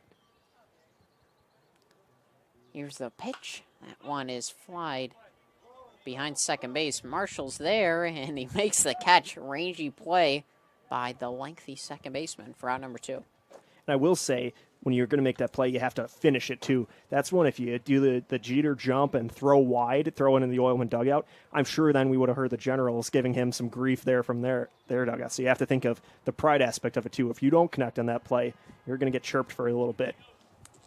No doubt about that one. Here's the top of the lineup, and Diego Munoz takes that one high for a ball. So the Oilmen have batted through their lineup 4 times already. We're not through, but near, and this is Munoz's 3rd at-bat. Hit by pitch in his last at-bat. Here's the pitch. That one's in there for a strike. So Lolito is really throwing some strikes here in the first couple pitches.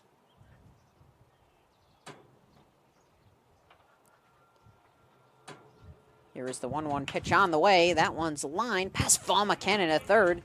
And Munoz is on with a 2-out hit.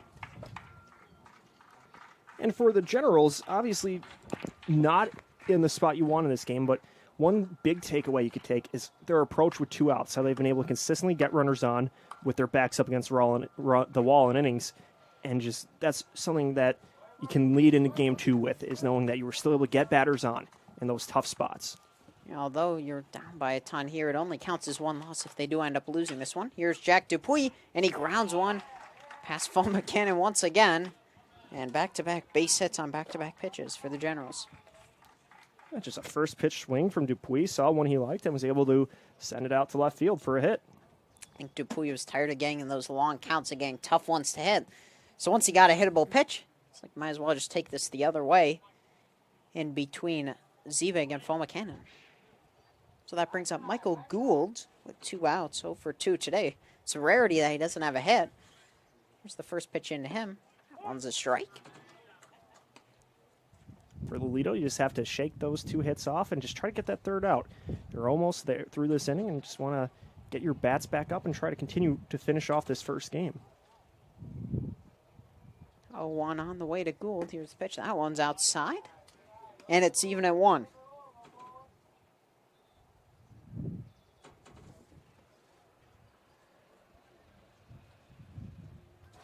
One to Michael Gould, first and second with 2 outs for the Generals, looking for any kind of spark to get themselves back in it. Here's the pitch. That one's grounded foul right past the Generals dugout. It skips into as well.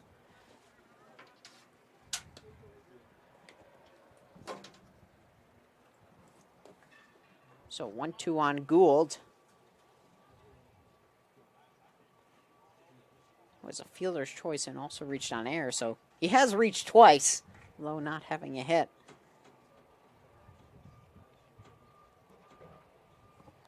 Lolito's pitch on the way. He struck him out swing on an outside fastball, so Lolito is through 4. And the Oilmen still lead 11-2. We'll send it back to Leo for the rest of this game. 11-2 Oilmen. You were listening to the Northwest Indiana Oilmen Broadcasting Network.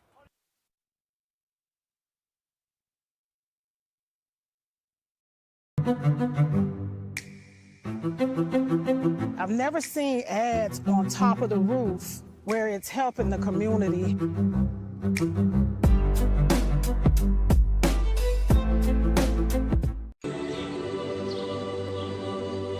This place teaches you to be genuine, to be the same person today as you were yesterday.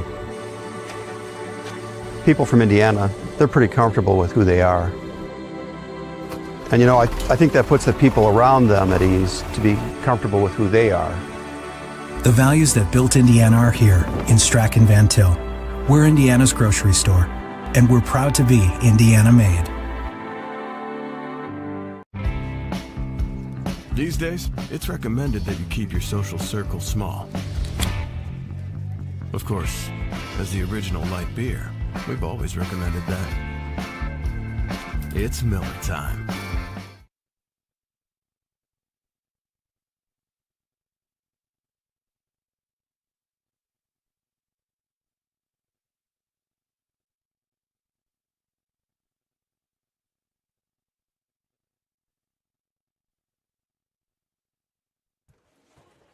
Back here for the 5th inning at Leaf Fund Stadium in Carroll Stream, Illinois.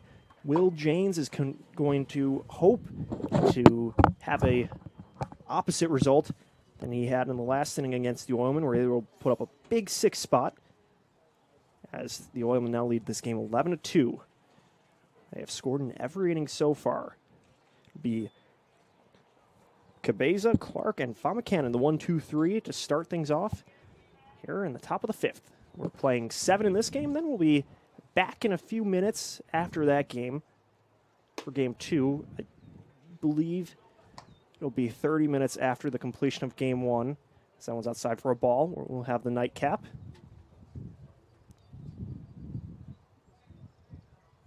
This one's outside for a ball, making it 2-0. This is the first doubleheader of the season for the Oilmen.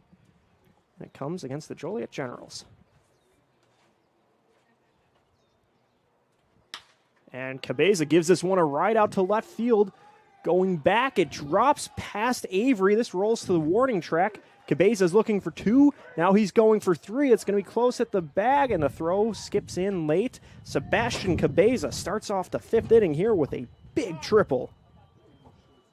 The second Oilman to leg out the 3-bagger, or the third Oilman to leg out a 3-bagger this evening. Zebig and Famacanon each have one.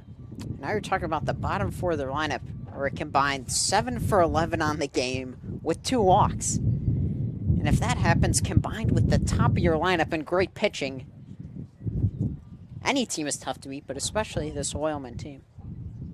It's a good way to start an inning, putting the man 90 feet away from home plate. As Chaz Clark comes to the box, this one bounces in the dirt for ball 1.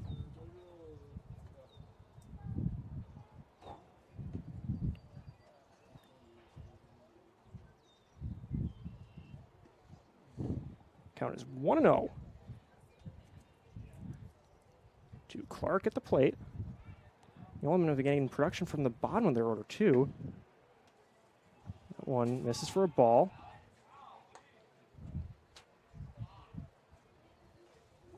So 2-0 is the count at the plate to Clark, who had a 2 RBI double his last time up. Had a single in the 2nd inning. This one's outside for a ball. We go 3-0. Caraway taking a walk up the third base line. His dugout's letting him hear it. More of a humorous way. He's caught a lot of balls behind the plate. And it's been some long innings out there on the hot, scorching turf for the Generals. This one's high for ball 4, so that'll be a walk to put runners on the corners for the Oilmen as Famacanon now comes up with ducks on the pond here. This is the first doubleheader, as I mentioned, for the Oilmen this season. They had one last season, and it was against these Generals. Tell you a little bit more about that one from last year, just a little bit. First pitch to Famacanon's in for a strike. In game 1, the Oilmen were down 6-0 and being held hitless through 4 innings against the Generals. They would respond, as that one's low for a ball, it's count 1, and would win that game 15-8 in extra innings in the first game of the doubleheader. So winning by 7 in a game that goes to extras, that speaks about what kind of rally they were able to get. This was again a game scheduled for 7. This one goes errant. That will allow Clark to make it second base. Cabeza stays put at third. Wild pitch there. Yeah, some sort of a decision between a wild pitch and a pass ball. Now, if someone was 8 feet tall, I'm not sure if they would be able to grab that one. Right. So since that went into extra innings, that was more than 7 innings. And for the first game of that doubleheader. And then the next pitch for a strike makes it 1-2. The Oilmen would complete the sweep in the nightcap with a 7-2 victory and a very well pitched game from Tom Egan for the Oilmen last season. The 1-2 pitch, chopped away, foul. If you're Will Janes, you know, there's nothing really to lose about attacking a hitter. Walks, there is, you know, a bit more to lose. But if you're giving up hits, the Oilman team is hitting anyways. You might as well work on your stuff and see if you can really command the zone. And this is one of the lower stress spots you'll see in this season. Swing and a miss for strike 3. Janes finds the first out of this inning by then getting the strikeout there. Brings Chris Baker to the box, who has reached 4 times this evening. The first doubleheader of the season for the Oilmen, and it comes against the only team they played in a doubleheader last year. They swept the Twin Bill last year and are hoping for the same result this season. This one's in for a strike to Baker. That was at Benedictine University. Now we're playing at the campus of Wheaton College at Leaf Fund Stadium. 0-1 is the count to Baker. Pitch outside for a ball. Makes it 1-1.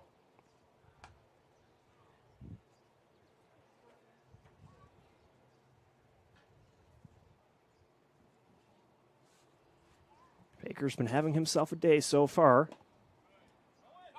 Has reached base 4 times. That one gets past Caraway.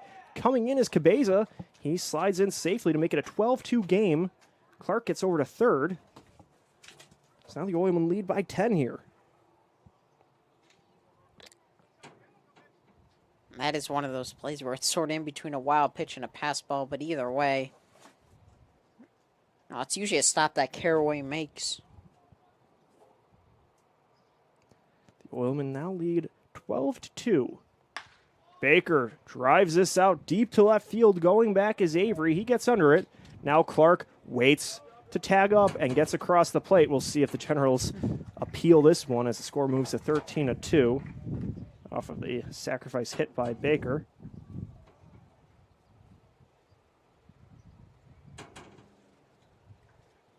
No appeal by the Generals, as there are now 2 outs and no men on for David Marshall, who has made his way on base 3 times. 2 walks and a single. That one's a ball. And really in this game, the Oilmen missed some scoring opportunities, but really they've been capitalizing now. 6 runs in the 4th and another 2 here in the 5th. They've been able to get runners in scoring position in. This one's low for a ball, making it a 2-0 count. And for talking about earlier, runs at a premium, it was pretty much the complete opposite for the Oilmen. Their runs have been regular. And it's not like they're being gifted these runs either. They're really now starting to barrel up the bats and drive the ball to all parts of the field.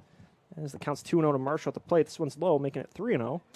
Yeah, even that ball Baker hit, that was a sacrifice fly. That ball was drilled on the screws and was hit probably a good 280 feet or so. And the 3-0 pitch. That one's in for a strike, making it 3-1.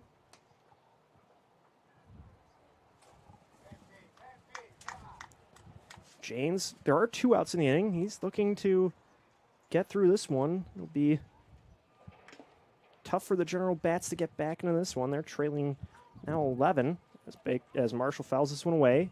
Makes the count full.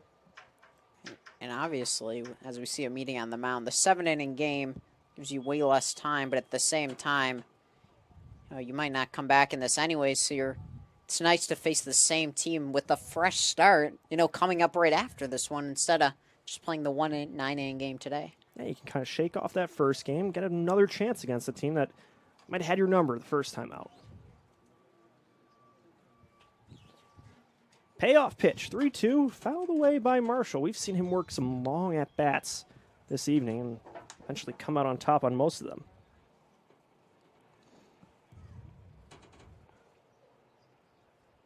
And it's also interesting to see that so far this season, though, away teams have won every game in this series. And the payoff pitch is outside, making it ball 4, a 2-out walk for Marshall.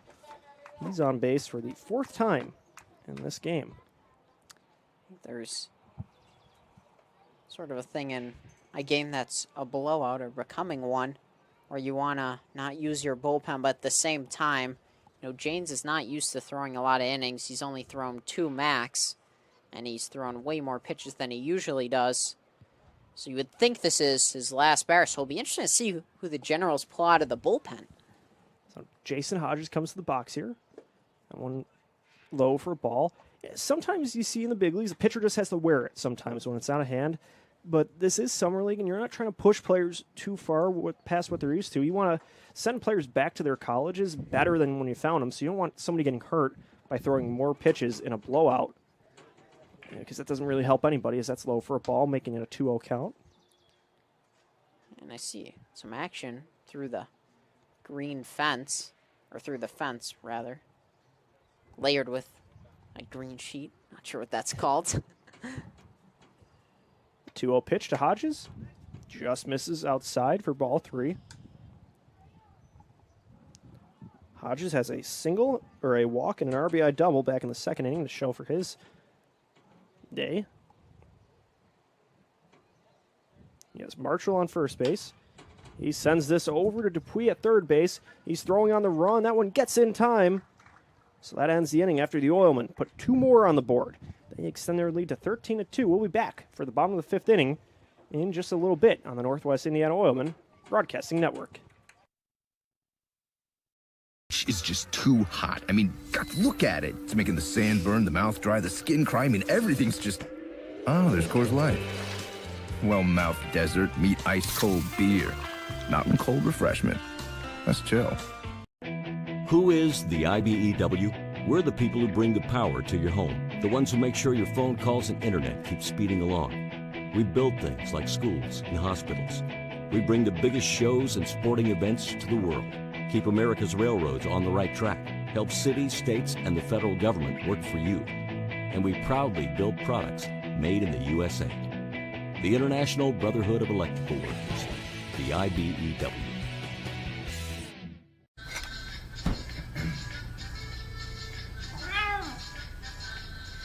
You didn't do anything wrong. You just didn't know Miller Lite has more taste and only 1 more calorie than Michelob Ultra. Now, you do.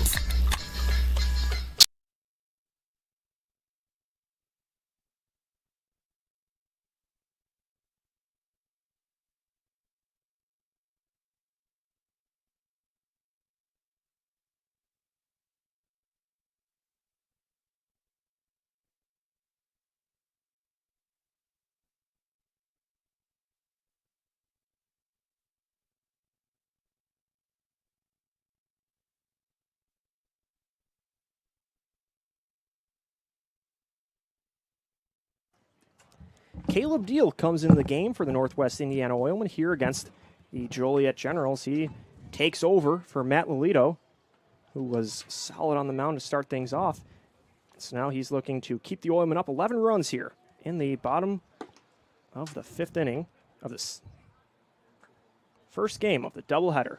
So we'll get you the stats from Lolito's start. He went 4 innings, allowing 3 hits, 2 runs, both of them earned, walking 3, striking out 5. He's in position for the win. So the Oilmen are up by 11 here, and Caleb Deal comes in the game here. Deal has thrown 7 1/3 this season, 5 appearances, 8.59 ERA. He's walked 8, striking out 3, and allowing 8 hits. His last appearance was against the Corn Dogs on June 11th. He went 2 innings in that one, allowing just 1 run.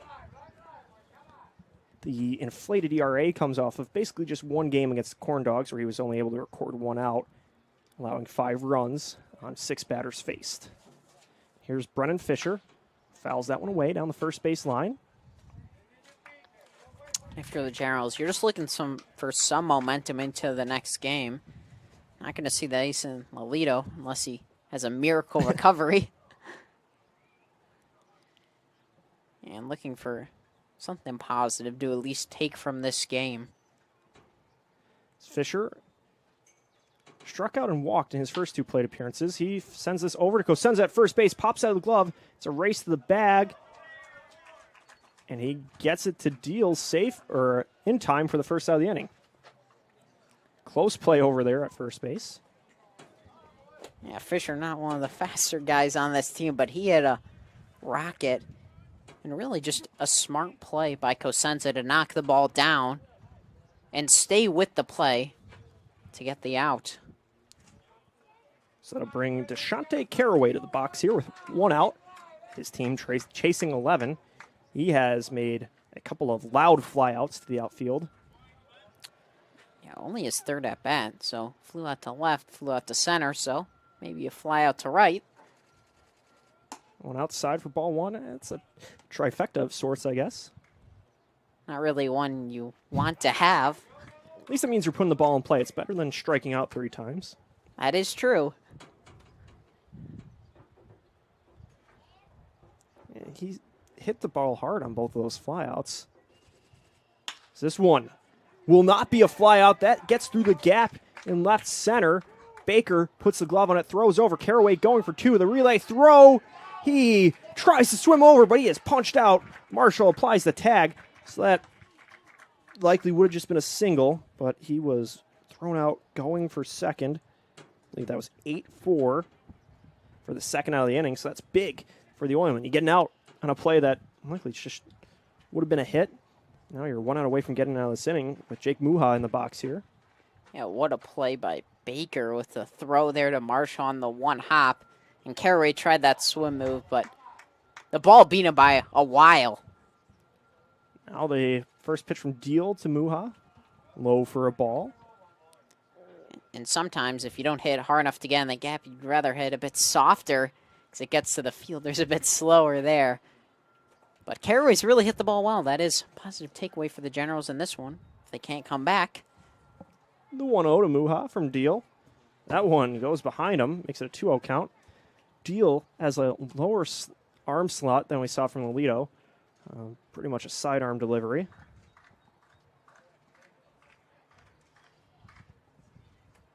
He's faced the Generals once on the season. That was on opening day. He threw 2 innings, allowing just 1 run on 2 hits, striking out a pair. Now his 2-0 pitch is low for ball 3. And the interesting thing about Caraway is he's been behind the plate for 5 innings here. And if he were to play in the second game, he would play as a designated hitter most likely. And they could really use his bat in the lineup, though. So we see he can really drive the ball, change the game with 1 swing of the bat. 3-0. That's in there for strike 1. So Deal's going to try to fight his way back in here with 2 outs in the bottom of the 5th inning. Oilmen lead 13-2.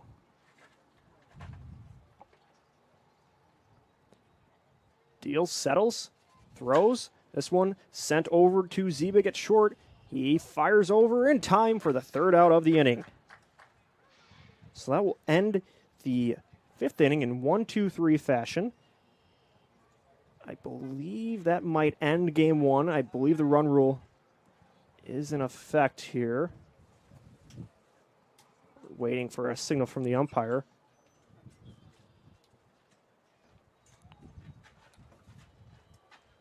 Maybe assume with the umpires getting their stuff and moving off the field, that might be the end of game number 1.